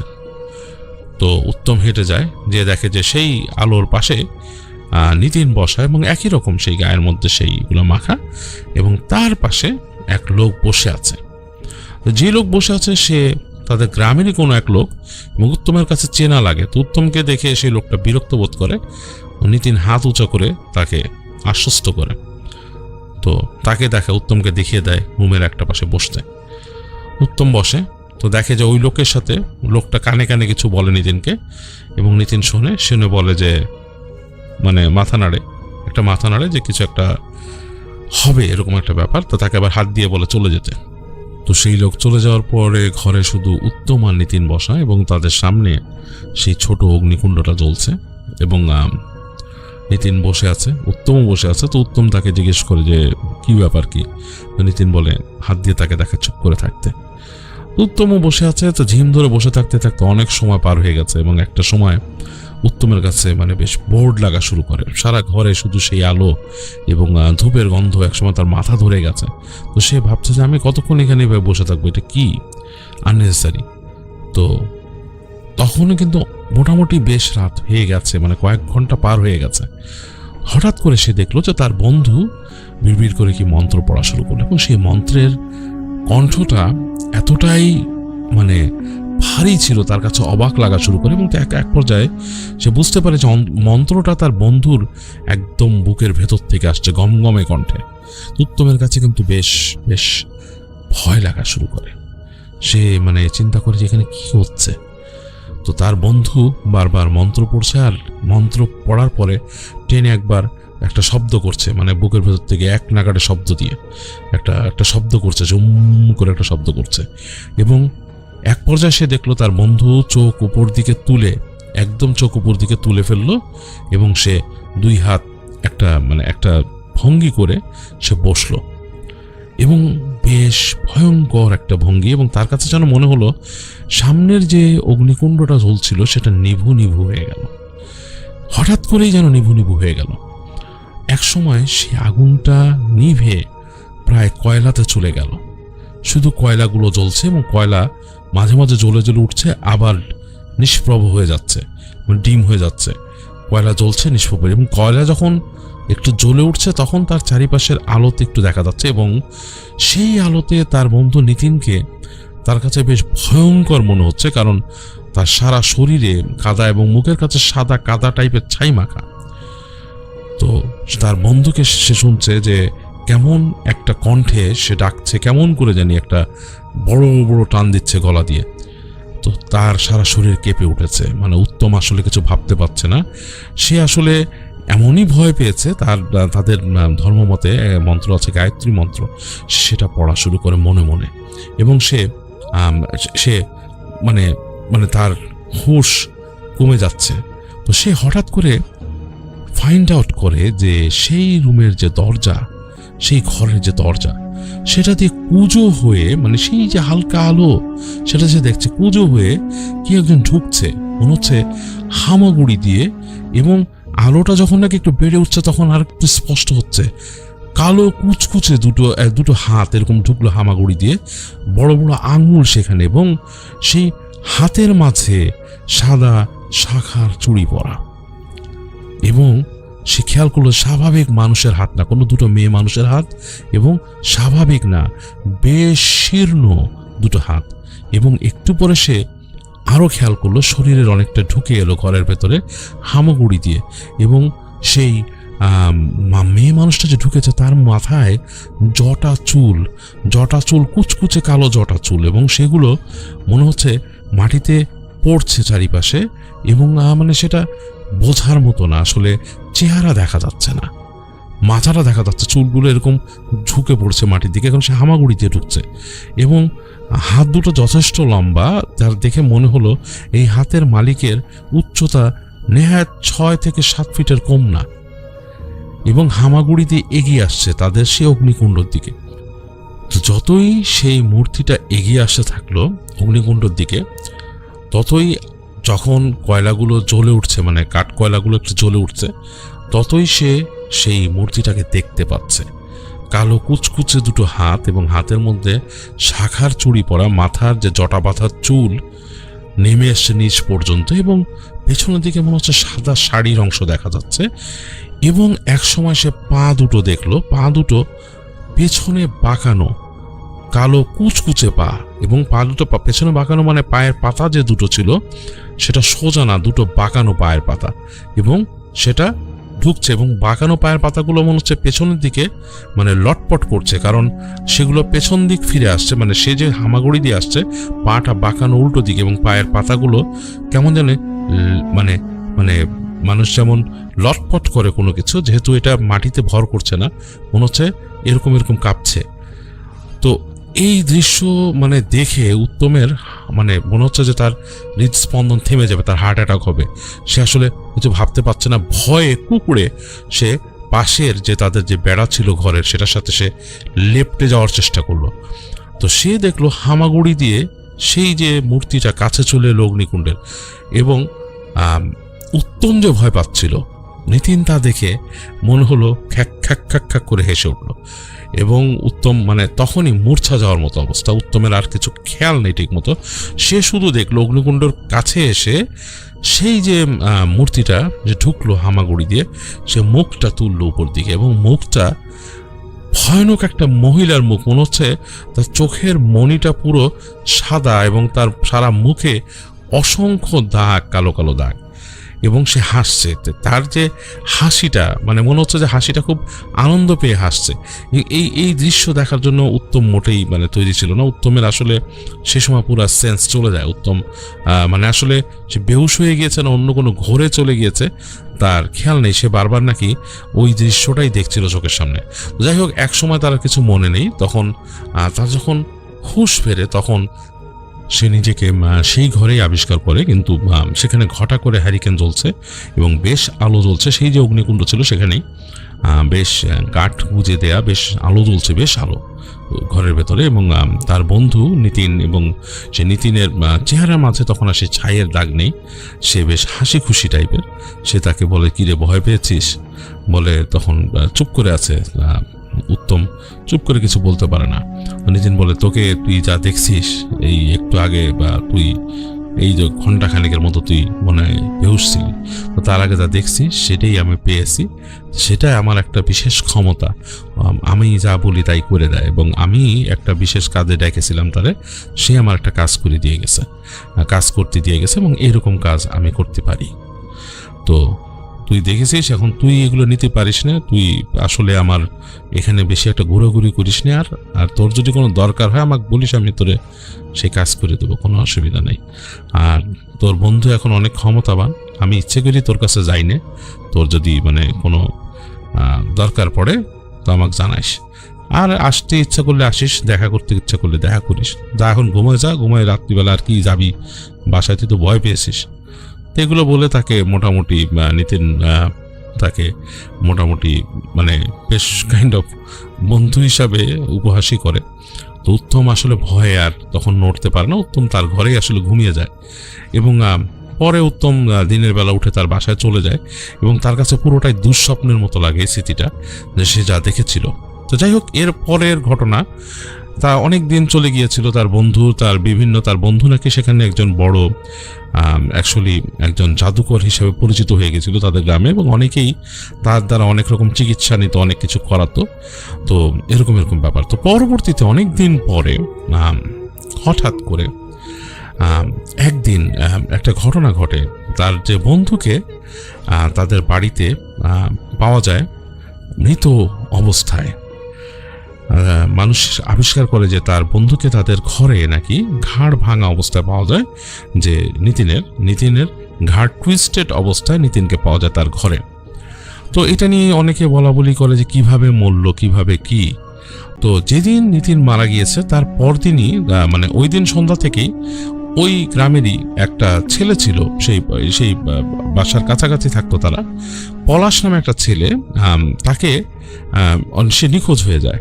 তো পলাশ নিখোঁজ হওয়ার সাথে নিতিনের মৃত্যুর একটা সম্পর্ক এখানে এভাবে আছে, যেটা উত্তমের বলা, যে পলাশ নিখোঁজ হওয়ার পরে আসলে মানে ব্যাপারটা প্রথমে খুব একটা খোঁজ খবর মানে হয়নি, কিন্তু পলাশেরও বাবা ছিল না, পলাশের মা পলাশকে নিয়ে খুব উদ্বিগ্ন হয়ে যায়। সে নাই, তাকে খুঁজে পাচ্ছে না ছেলেকে, এবং তার মা যেহেতু একটা মুসলমান পরিবারের মহিলা, তিনি খুব একটা বিভিন্ন জায়গায় তিনি একটু ধার্মিক এবং পর্দাশীল ছিলেন, বিভিন্ন জায়গায় যেতেও পারেন নাই তিনি। তো তিনি খুবই মানে বিমর্ষ হয়ে পড়েন। তো বিমর্ষ হয়ে তিনি বাধ্য হয়ে তিনি সেখানে যান, হচ্ছে সেখানকার একজন তাদের এলাকার যিনি হুজুর ছিলেন তাকে খুঁজতে যান। তো তাকে খুঁজতে গিয়ে তিনি হুজুরকে পান না। তিনি শোনেন যে হুজুর আছেন ঢাকা থেকে, সেখানকার যে তাদের ওখানে একটা খুব মানে বড় একটা বাড়ি ছিল সম্ভ্রান্ত পরিবারের, মিয়া বাড়ি, সেই মিয়া বাড়িতে গিয়েছেন হুজুর। তো তিনি খুঁজতে খুঁজতে সেই মিয়া বাড়িতে যান। তো হুজুরকে তিনি বলতে থাকেন যে আমার ছেলে হারিয়ে গেছে, কারণ হুজুরকে বলার কারণ হচ্ছে হুজুর সে পলাশকে পড়াতো আর কি। তো তিনি বলেন যে হুজুর আমার ছেলে হারিয়ে গেছে, ওকে তো পাওয়া যাচ্ছে না। তো হুজুর বলেন যে কোথায় হারায় গেছে, আমি তো আসলে কি বলবো, আপনার ছেলে মানে হারায় গেছেন মানে, বলে যে এখন তো রাত হয়ে গেছে, এখনো আসতেছে না, ওর কোনো জায়গায় কোনো খোঁজ পাচ্ছি না। তো বলে যে কোনো জায়গায় কোনো খোঁজ না পেলে এখন কেমনে হবে, দেখেন আত্মীয় স্বজনের বাড়ি আছে নাকি, আপনি গ্রামের যে মোড়ল আছে তার সাথে কথা বলেন। তো দেখা যাচ্ছে যে পলাশের মা বেশ হতবিহ্বল হয়ে যায়। তখন সেই যে ওই বাড়ির যে মূল মিয়া সাহেব যিনি ছিলেন, আসলে তিনি শহরে থাকতেন, তিনি গ্রামে আসতেন, মাসে একবার এসে খোঁজ খবর নিতেন তার এখানকার। তো মিয়া সাহেব তখন বলেন যে আসলে আপনার ছেলে কিভাবে কি হারাইছে। তো তিনি বলেন, তো মিয়া সাহেব বলেন আচ্ছা আমি দেখি কি করা যায় আপনার ছেলেকে। হুজুর বলেন তখন যে ছেলেটা অনেক ভালো ছেলে, অনেক ভালো এরকম। তো মিয়া সাহেব তার লোক পাঠান সেখানে। তো মিয়া সাহেবের লোক, তার নিজস্ব বাড়ির দুজন কাজের লোক, তারা খোঁজে পলাশকে খোঁজে অনেক, পলাশের মার কাছ থেকে শুনে।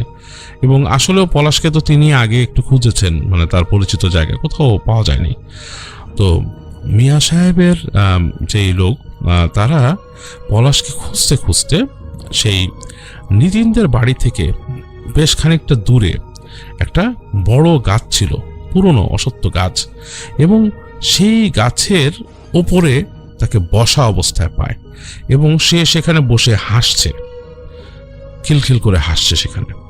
এবং পলাশকে সেখানে পাওয়ার পর তারা দুজন তাকে নেমে আসার জন্য, নামানোর জন্য চেষ্টা করে। পলাশ সেখান থেকে তো নামেই না, বরং তাদের দিকে এমন কিছু অঙ্গভঙ্গি করে যেটাতে তারা ভয় পেয়ে যায় এবং তারা তাদের ফিরে এসে তাদের মিয়া বাড়িতে বলেন।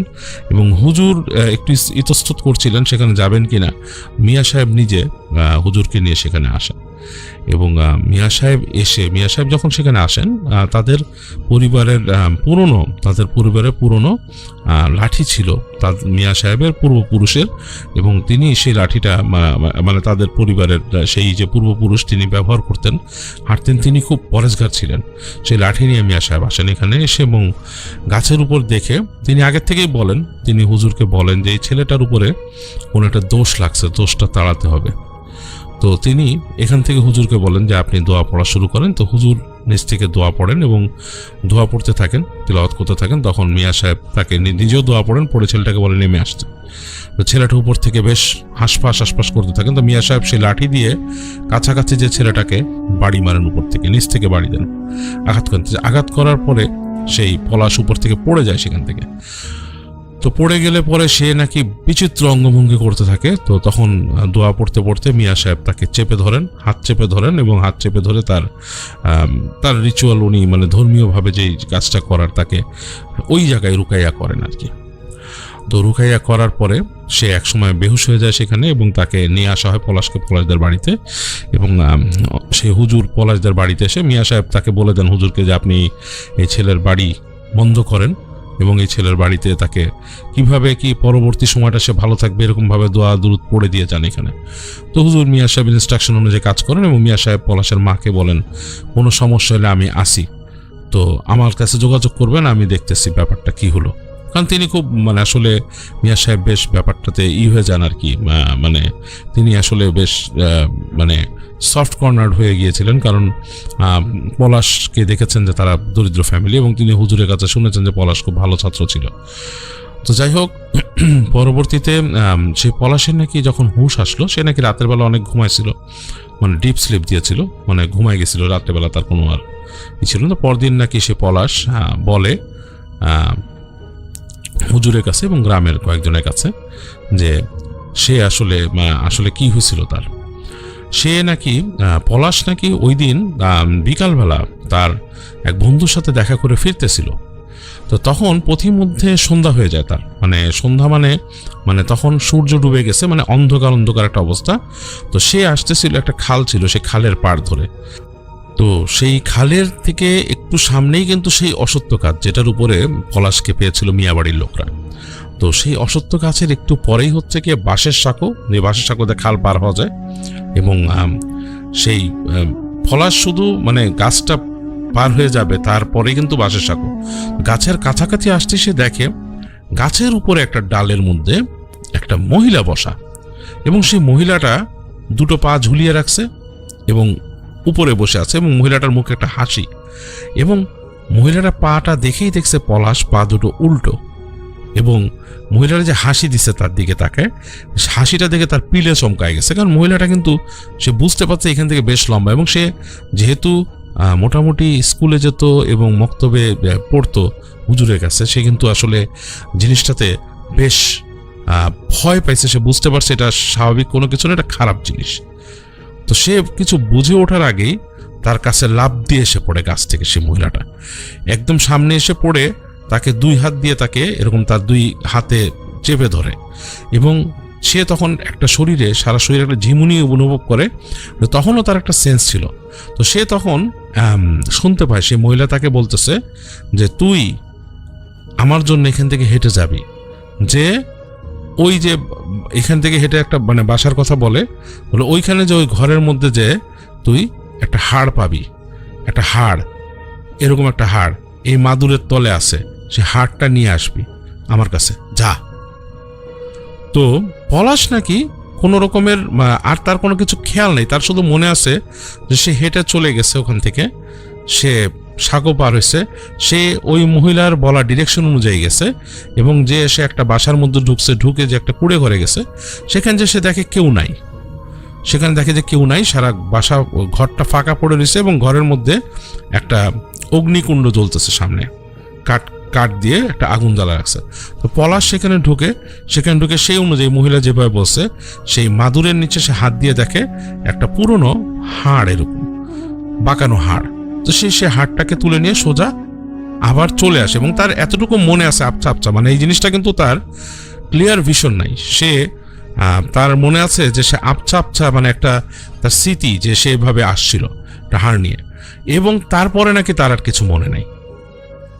তো যাই হোক, এতটুকু তার মনে আছে, এরপর আর কিছু মনে নেই। তো যাই হোক, তো পরদিন এই ঘটনা শোনার পরে হুজুর পলাশের কাছ থেকে শুনে হুজুর চিন্তা করে যে আসলে এইটা তো এইভাবে মানে হতে দেওয়া যায় না, যেহেতু এই ছেলেটাকে একবার পজেস্ট করছে এবং এই ছেলেটাকে যে একটা কাজ করাইছে, কোনো একটা জিন বা খারাপ জিনিস এন্টিটি, তো সেটার আসলে একটা ব্যবস্থা করতেই হবে। তো তিনি হুজুর এবং সেই মিয়া সাহেব সন্ধ্যার সময় একটা সেই জায়গায় একটা রুকাইয়ার আয়োজন করেন, এক্সারসিজম বা রুকাইয়া, এবং তারা সেইখানে ওই দিন ওই বাসার মধ্যে রাতের বেলা পলাশদের বাসার মধ্যে তারা একটা আসন দেন এবং তারা সেখানে বেশ অনেকক্ষণ মানে ওখানে বসে করার পরে সেখানে তারা সেই জিনকে হাজির করেন এবং সেই জিনকে হাজির করার পরে সেখানে নাকি একটা জিন আসে, একটা এন্টিটি, সে এসে বলে যে সে অনেক পুরনো একটা জিন, তার বয়স অনেক, এবং সে ছিল হচ্ছে যে সেই এক যে শ্মশানের কাছে শ্মশানে যেই তান্ত্রিক থাকতো, সে তান্ত্রিকের সাথে সে ছিল এবং তান্ত্রিকের সাথে সে বিবাহিত অবস্থায় ছিল, তান্ত্রিকের সাথে তার মানে বৈবাহিক সম্পর্ক ছিল এবং এই সম্পর্কটা এমন সম্পর্ক যেটা নাকি সে মানবিকভাবে তাদের মধ্যে সম্ভব না, সে তান্ত্রিকের সাথে বৈবাহিক সম্পর্ক ছিল এবং সেটা মানুষজন মানে তো দেখতে পেত না, এবং তান্ত্রিক তাকে সবসময় বিভিন্ন রকমের কাজ করতে বাধ্য করতো এবং সে তান্ত্রিকের জন্য কাজ করত এবং তান্ত্রিকের প্রতি তার প্রেম ছিল এবং তাদের মধ্যে এই ধরনের একটা রিলেশনশিপে তারা ছিল এবং তারা একসাথে বন্ডের মধ্যে ছিল। তো তাদের মধ্যে অন্য আরেকটা খারাপ জিনের সাথে তাদেরই গোত্রের আরেকজনের সাথে তাদের একটা কনফ্লিক্ট হয় এবং তান্ত্রিক একটা সাধনা করতে যে ভুল করে ফেলে এবং সেই ভুলে নাকি তান্ত্রিককে সেই জিন এসে মেরে ফেলে এবং এই যে জিন তান্ত্রিকের সাথে যার সম্পর্ক সে কিছুই করতে পারে না। যাই হোক, এরকম একটা সময় নাকি সাধনা করে তার সাধনার মাধ্যমে বা এরকম একটা কালো জাদুর মাধ্যমে সেইখানে এই নিতিন যে তার স্বামীর হাড় নিয়ে আসে সেখান থেকে এবং সে হাড় এনে এই যে জিনটা বা এই যে এন্টিটিটাকে করায়ত্ত করে এবং তাকে দিয়ে অনেক রকমের কাজ করাতে বাধ্য করে এবং সে এক পর্যায়ে এই ছেলেটাকে উপজীব্য করে সে হাড়টাকে সে উদ্ধার করে এবং উদ্ধার করার পরে সে নিতিনের উপরে প্রতিশোধ নেয় এবং এই প্রতিশোধের ব্যাপারটা তখন পর্যন্ত কিন্তু কেউ জানতো না, হ্যাঁ, যে কি হয়েছে। পরবর্তীতে তারা মানে ব্যাপারটা জানতে পারে গ্রামবাসীরা যে ওখানে নিতিন পরবর্তীতে নিতিনকে মৃত অবস্থায় পায় তারা। তো নিতিনের সেই ঘাড় ভাঙা ছিল তখন। তো আর এই ছেলেটাকে ছেড়ে দিতে বলে তারা এবং তারা বলে যে যারা ওই রুকাইয়া করছিল ওনারা বলেন যে এই ছেলেটার কোনো দোষ নেই, একটা নিরীহ ছেলেকে তুমি ধরছো এবং সে নিতান্ত একটা কিশোর ছেলে, তাকে তুমি ছেড়ে যাবা, তার উপর কোনো রকমই রাখবা না, তুমি তাকে কেন বলছো? তো সেই জিন নাকি বলে যে সেই জিন বা এন্টিটি যেটা বলেন সে বলে যে আমার একটা নীতি আছে, আমার একটা উসুল আছে, আমি তাকে কিছু করব না, আমি তাকে কিছু করার জন্য আসিনি, তাকে দিয়ে আমি আমার একটা কার্য হাসিল করছি, তো আমি তাকে ছেড়ে যাব, তাকে আমি আর কখনোই। তো তারা তার কাছ থেকে কথা নিয়ে নেয় যে সে যাতে আর কখনোই তাকে কোনো বদল না করে। যাই হোক, তাকে ছেড়ে চলে যায় এবং পলাশ মোটামুটি এই কার্স মুক্ত হয়।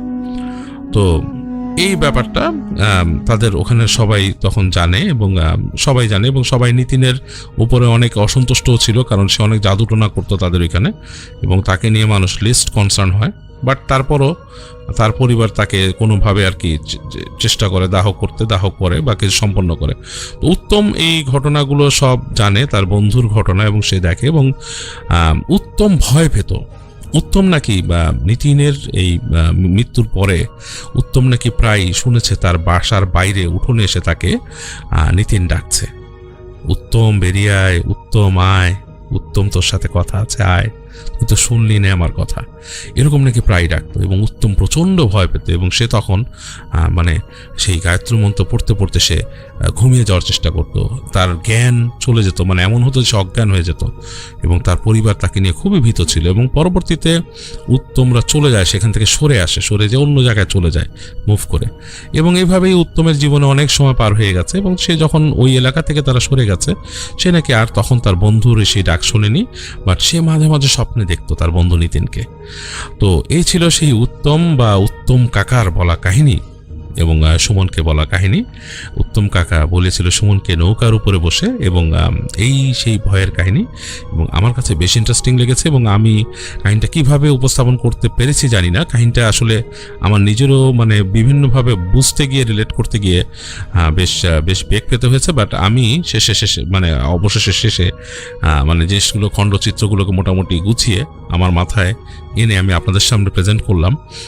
মানে আমার কল্পনা এটার সাথে জড়িয়ে দিয়ে, আমার কল্পনায় আমি কিন্তু সব দেখেছি, আপনাদেরকে যে কাহিনীগুলো বলি আমি কল্পনায় সব দেখতে পাই সেগুলো।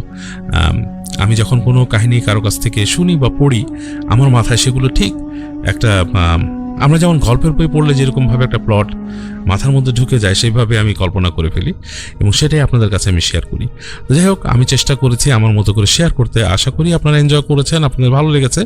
গ্রাম বাংলার একটি কাহিনী, পুরনো কাহিনী, এবং অনেক রহস্যময়, অনেক রোমাঞ্চকর একটা কাহিনী ছিল। থ্যাংক ইউ সো মাচ, আপনার ঘটনার জন্য আপনাকে অনেক ধন্যবাদ। এবং আমরা চলে যাব আমাদের পরবর্তী অতিথির কাছে। আশা করছি যে তার যে শোনানো ঘটনাটা, সেই ঘটনাটা আপনাদের ভালো লাগবে। আসসালামু আলাইকুম ভাইয়া, আশা করছি ভালো আছেন এবং আপনার অডিয়েন্স সহ সকলেই ভালো আছে এবং ভালো কাতারে রয়েছে। আলহামদুলিল্লাহ, আমিও ভালো আছি।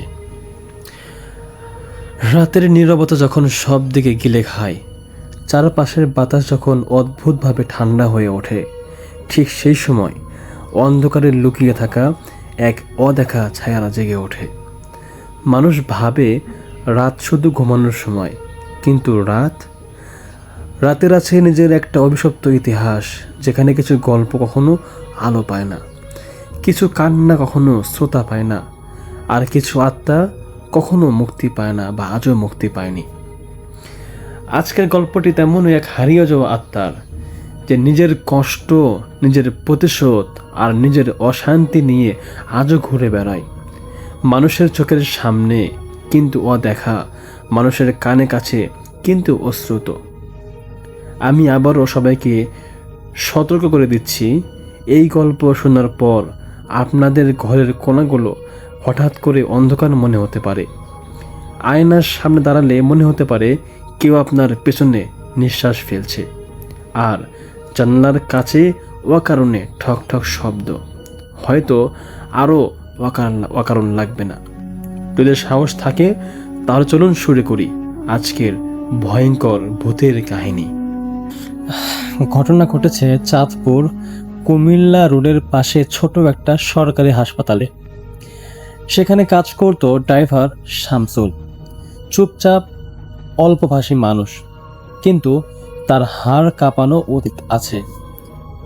সে একবার অ্যাম্বুলেন্স দুর্ঘটনায় পরিবার হারিয়েছে, তাই সে কখনো রাত 3টার পরে অ্যাম্বুলেন্স চালাতো না, কারণ সেই সময়টাকে বলা হতো মৃত্যুদের যাত্রার সময়। কিন্তু শামসুলকে এক রাতে তার নিয়মকে ভাঙতে হলো। রাত তখন 3:05। তার ফোনে হঠাৎ অদ্ভুত ফোন কল। হাসপাতালের ফোন বেজে উঠল। নাইট ডিউটি ডাক্তার শামসুলকে ডাকলো। ডাক্তার বলল, একটা লাশ অবিলম্বে জেলা মর্গে পাঠাতে হবে, কেউ নেই, তুমি একা নিয়ে যাও। শামসুল ভয় পেয়ে গেল, কিন্তু কর্তব্য আছে। সাহস করে সে ইচ্ছা না থাকা সত্ত্বেও রাজি হয়ে গেল।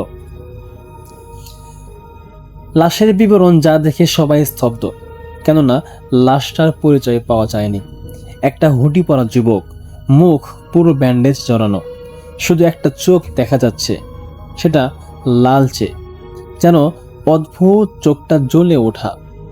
ওয়ার্ড বয়রা বলল, স্যার, মনে হচ্ছে লোকটা নিজেই মরতে চায়নি।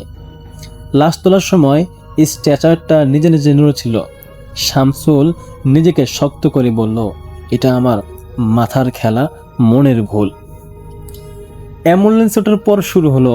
সে লাশের পেছনে রেখে ড্রাইভার সিটে এসে বসতেই কাহিনী শুরু হলো। সব দরজা একসাথে লক হয়ে গেল। চাবি না ঘোরানো সত্ত্বেও হেডলাইট জ্বলে উঠল। ড্যাশবোর্ডে কণ্ঠস্বর ভেসে এলো, চলো। শামসুল কেঁপে উঠল, কিন্তু তার হাত নাড়াতে পারছিল না। অ্যাম্বুলেন্স যেন নিজে নিজেই চলতে শুরু করলো। রাস্তা যেখানে কেউ নেই, শুধু ছায়া। রাস্তা একদম খালি, চাঁদ মেঘে ঢাকা। হঠাৎ রাস্তার ডান পাশে শামসুল দেখল একজন লোক দাঁড়িয়ে আছে। মাথা এক পাশে কাত হয়ে, দুই হাত ঝুলে আছে, আর তার মুখে ব্যান্ডেজে ঢাকা। যাকে লাশ ভেবে তুলেছিল সে এই যুবকটা। শামসুল চিৎকার করে ব্রেক চাপল, কিন্তু তার গাড়ি একদমই থামল না, বরং সেই লোকটার ওপর দিয়েই গাড়িটা চলে গেল এবং লোকটা নিমিষেই কুয়াশায় মিলিত হয়ে গেল। তার পেছন দিকে আবারও সেই কণ্ঠস্বর, আমি এখনো উঠিনি, আমাকে উঠাও, আমাকে নিয়ে চলো।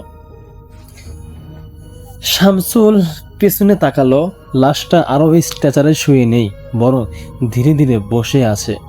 তার ব্যান্ডেজ খুলে খুলে মাটিতে পড়ছে, আর ভেতর থেকে বের হচ্ছে একটা ভাঙ্গা, ছিন্ন বিচ্ছিন্ন মুখ, অর্ধেক গলে গেছে, অর্ধেক পোড়া। সে লাশটা বলল, ড্রাইভার, তুমি আমাকে জীবিত অবস্থায় ফেলে গিয়েছিলে। শামসুল কেঁপে উঠল, এটা কিভাবে সম্ভব? লাশটা বলল, অ্যাম্বুলেন্সটা উল্টে যাওয়ার রাতে তুমি শুধু নিজের পরিবারকে বাঁচালে, আমাকে মরতে দিলে। শামসুলের মনে পড়ে গেল 3 বছর আগে যার ছিল ভয়ঙ্কর দুর্ঘটনা। সে সত্যিই শেষ যাত্রার একজন রোগীকে ফেলে নিজের পরিবারকে বাঁচিয়েছিল। তারপর থেকেই এই ঘটনা তাকে তাড়া করত। কিন্তু সে ভেবেছিল হয়তো সব ভুলে গেছে, কিন্তু সে তো জানে না মৃত্যুর লোকেরা কখনো কিছু ভুলে যায় না। অ্যাম্বুলেন্সের দরজা হঠাৎ জোরে বন্ধ হয়ে গেল, একদম রাস্তার মাঝখানে। গাড়ি নিজেই থেমে গেল। লাশের ভয়ঙ্কর মুখ ড্রাইভারের সিটের পেছনে এসে দাঁড়ালো। তার ঠোঁট ফেটে ফিসফিস করে বলল, শামসুল, আজ দৌড় পালা। তার হাত লম্বা হয়ে শামসুলের গলা চেপে ধরল। শামসুল শ্বাস নিতে পারছিল না, চোখ উল্টে যাচ্ছিল। পরদিন সকালে অ্যাম্বুলেন্স পেল। লোকজন দেখে অ্যাম্বুলেন্স রাস্তায় পাশে, সব দরজা খোলা, ভেতরে শুকনো রক্ত। আর ড্রাইভার শামসুল সিটেই পড়ে আছে, মুখ অপরিসীম ভয়, চোখ পুরো খোলা, মুখে নীল দাগ, শ্বাস রোধের। আর অ্যাম্বুলেন্স পেছনের দরজায় রক্ত দিয়ে লেখা, শেষ যাত্রী কখনো ভোলে না। তারপরে অ্যাম্বুলেন্স থামার সাথে সাথেই রফিকুল বুঝলো আজকের রাতটা অন্যরকম হতে যাচ্ছে। বাইরে টিপটিপ বৃষ্টি, চারদিকে কুয়াশা, আর দূরের রাস্তায় লাইটগুলো টিমটিম করছে। রফিক রুগী তুলে নিয়ে আবার গাড়িতে উঠতেই হঠাৎ পেছনের দরজাটা নিজে থেকে ধাক্কা মেরে বন্ধ হয়ে গেল। সে চমকে তাকালো পেছনের দিকে। রোগী তো স্ট্রেচারে অজ্ঞান হয়ে পড়ে আছে, তাহলে দরজা বন্ধ করলো কে? ইগনিশন ঘোরাতেই অ্যাম্বুলেন্সের ভিতরে লাল আলোটা অন অফ হতে লাগলো। রফিক ভাবল বৃষ্টিতে হয়তো শর্ট সার্কিট হয়েছে। ঠিক তখনই স্ট্রেচারের ওপরে পড়ে থাকা রোগীর অক্সিজেন মাস্কটা ধীরে ধীরে নড়তে শুরু করলো, যেন কেউ গভীর শ্বাস নিচ্ছে। কিন্তু রোগী তো প্রায় মৃত, তা নড়ার কথা না। রফিক রিয়ার ভিউ মিরর দেখে জমে গেল। রোগীর বুক উঠছে নামছে, কিন্তু একটার পর একটা ফুট তৈরি হচ্ছে, যেন কেউ ভেতর থেকে দম নিতে যাচ্ছে। তারপর হুফ এমন একটা শব্দ হলো, যা মানুষের নয়, মেশিন থেকেও নয়। রফিক ভয় পেয়ে পেছনে ঘুরলো। রোগীর পেছনে দাঁড়িয়ে আছে একটা লম্বা ছায়া, মানুষ, কিন্তু তার কোনো মুখ নেই, শুধু মুখের জায়গায় একটা গর্ত, যেখান থেকে ধোয়ার মতো শ্বাস বের হচ্ছে। সে আবার গভীর শ্বাস নিল। রোগীর শরীরটা কেঁপে উঠল। হঠাৎ চোখ খুলে গেল, কিন্তু সেই চোখ মানুষের নয়, পুরো কালো। আতঙ্কে রফিক দরজা খুলে দৌড় দিতে চাইল, কিন্তু অ্যাম্বুলেন্সের 3টে দরজায় অটোমেটিক লক হয়ে গেছে। রফিক চিৎকার করে উঠল, কে আছিস, কে তুই? কিন্তু ছায়াটা ধীরে ধীরে মাথা ঘুরিয়ে রফিকের দিকে তাকালো। তার বুকের গর্তগুলো ধপ ধপ করে উঠছে, যেন ও এখন রফিকের দম নিতে প্রস্তুত। হঠাৎ অ্যাম্বুলেন্স নিজে থেকে স্টার্ট নিল, হেডলাইট জ্বলে উঠল, সাইরেন বাজতে শুরু করলো, কিন্তু গাড়ি এগোলো না, বরং পিছনের চাকা ধীরে ধীরে ঘুরতে লাগলো, যেন দেখা কেউ ঠেলে তুলতে চাইছে। ছায়া মানুষটা রফিকের দিকে এগিয়ে এলো। প্রতিটা পায়ের সাথে অ্যাম্বুলেন্সের ভেতরে বরফের মতো ঠান্ডা হয়ে যাচ্ছিল। তার কণ্ঠ নেই, তবু একটা বিকৃত শব্দ শোনা গেল, দম দে, দম দে। রফিক চোখ বন্ধ করে শেষ চেষ্টা করলো। হঠাৎ বৃষ্টি থেমে গেল, লাইট নিভে গেল, আর অ্যাম্বুলেন্সও প্রচণ্ড শব্দে কেঁপে উঠল। পরদিন রাস্তার পাশে অ্যাম্বুলেন্সটাও পাওয়া যায়, ইঞ্জিন বন্ধ, লাইটও বন্ধ, দরজাও খোলা, রোগী নেই, রফিকও নেই, শুধু ড্রাইভারের সিটের কাছে ধোয়া জমে লেখা ছিল, আরেকটা দম লাগবে, সেটা আপনি নন তো? ধন্যবাদ ভাইয়া, সবাইকে ধন্যবাদ যারা এতক্ষণ ধরে গল্পটি শুনলেন। আপনারা অবশ্যই লাইক, কমেন্ট, সাবস্ক্রাইব, শেয়ার করে পাশে থাকবেন। আপনাদের একটি কমেন্ট আমাদের জন্য হাজার হাজার বার অনুপ্রেরণা যোগায়। ধন্যবাদ প্রিয় লিসেনার, আশা করি সবাই ভালো আছেন, সুস্থ আছেন, ভালোর দলে আছেন। আমরা প্রতিনিয়ত আপনাদের জন্য যে ঘটনাগুলো মেক করছি বা আমাদের ঘটনাগুলো আপনাদের কেমন লাগছে তা কমেন্ট করবেন। আমরা আপনাদের জন্য প্রতিদিন ঘটনা নিয়ে আসতেছি। অনেকেই আছে ভূত ফিল্মকে অনেক বেশি ভালোবাসে, তারা বলে ভাইয়া আমরা যে প্রোগ্রামই শুনি ভূত ফিল্মের মতো হয় না। তো যাই হোক, তাদের এই ভালোবাসা ধরে রাখার জন্য আমরা ভূত ফিল্মকে অন্যভাবে উপস্থাপন করছি এবং ভূত ফিল্মকে অনেক দূর পর্যন্ত নিয়ে যাওয়ার চেষ্টা করছি। আমরা চাই যে আমরা আপনাদের থেকে কিছু স্টোরি নিব। আপনারা যারা যারা ঘটনা শোনেন, যদি আপনাদের কাছে স্টোরি থাকে, পার্সোনালি আমাদের গ্রামেও অনেক মানুষের সাথে অনেক ভয়ঙ্কর ঘটনা ঘটে গিয়েছে। আমি তাদের বহুতবার ইনভাইট করেছিলাম, কিন্তু তারা আসলে আসতে চায় না। তারা চায় যে তাদের সাথে ঘটে যাওয়া ঘটনাগুলো শুধু তারাই জানুক, আসলে অন্যথায় বাইরের কেউ জানলে আসলে একটা ভয়ের বিষয় আছে। যাই হোক, তাদের বিষয়টা আমি বুঝতে পেরেছি, তারা আসলে ভয় করে গ্রামের মানুষগুলো। তো যাই হোক, এইরকম যারা ভয়কে উপেক্ষা করে ঘটনাগুলো জানাতে চান, তারা অবশ্যই আমাদের সাথে যোগাযোগ করবেন। আমরা আপনাদের ঘটনাগুলো সরাসরি আমাদের অডিয়েন্সদের কাছে তুলে ধরবো, কারণ বাস্তব ঘটনাগুলো খুবই খুবই খুবই ভালো লাগে। এবং আমি কিন্তু প্রতিনিয়ত ঘটনা বানাই আপনাদের আনন্দ দেওয়ার জন্য, কিছু জানার জন্য, কিছু শেখার জন্য। আজকের মতো এখানে বিদায় নিচ্ছি। পরবর্তীতে কেমন ঘটনা চান আপনারা তা অবশ্যই কমেন্ট করে জানাবেন। ধন্যবাদ। আসসালামু আলাইকুম রহমতুল্লাহ।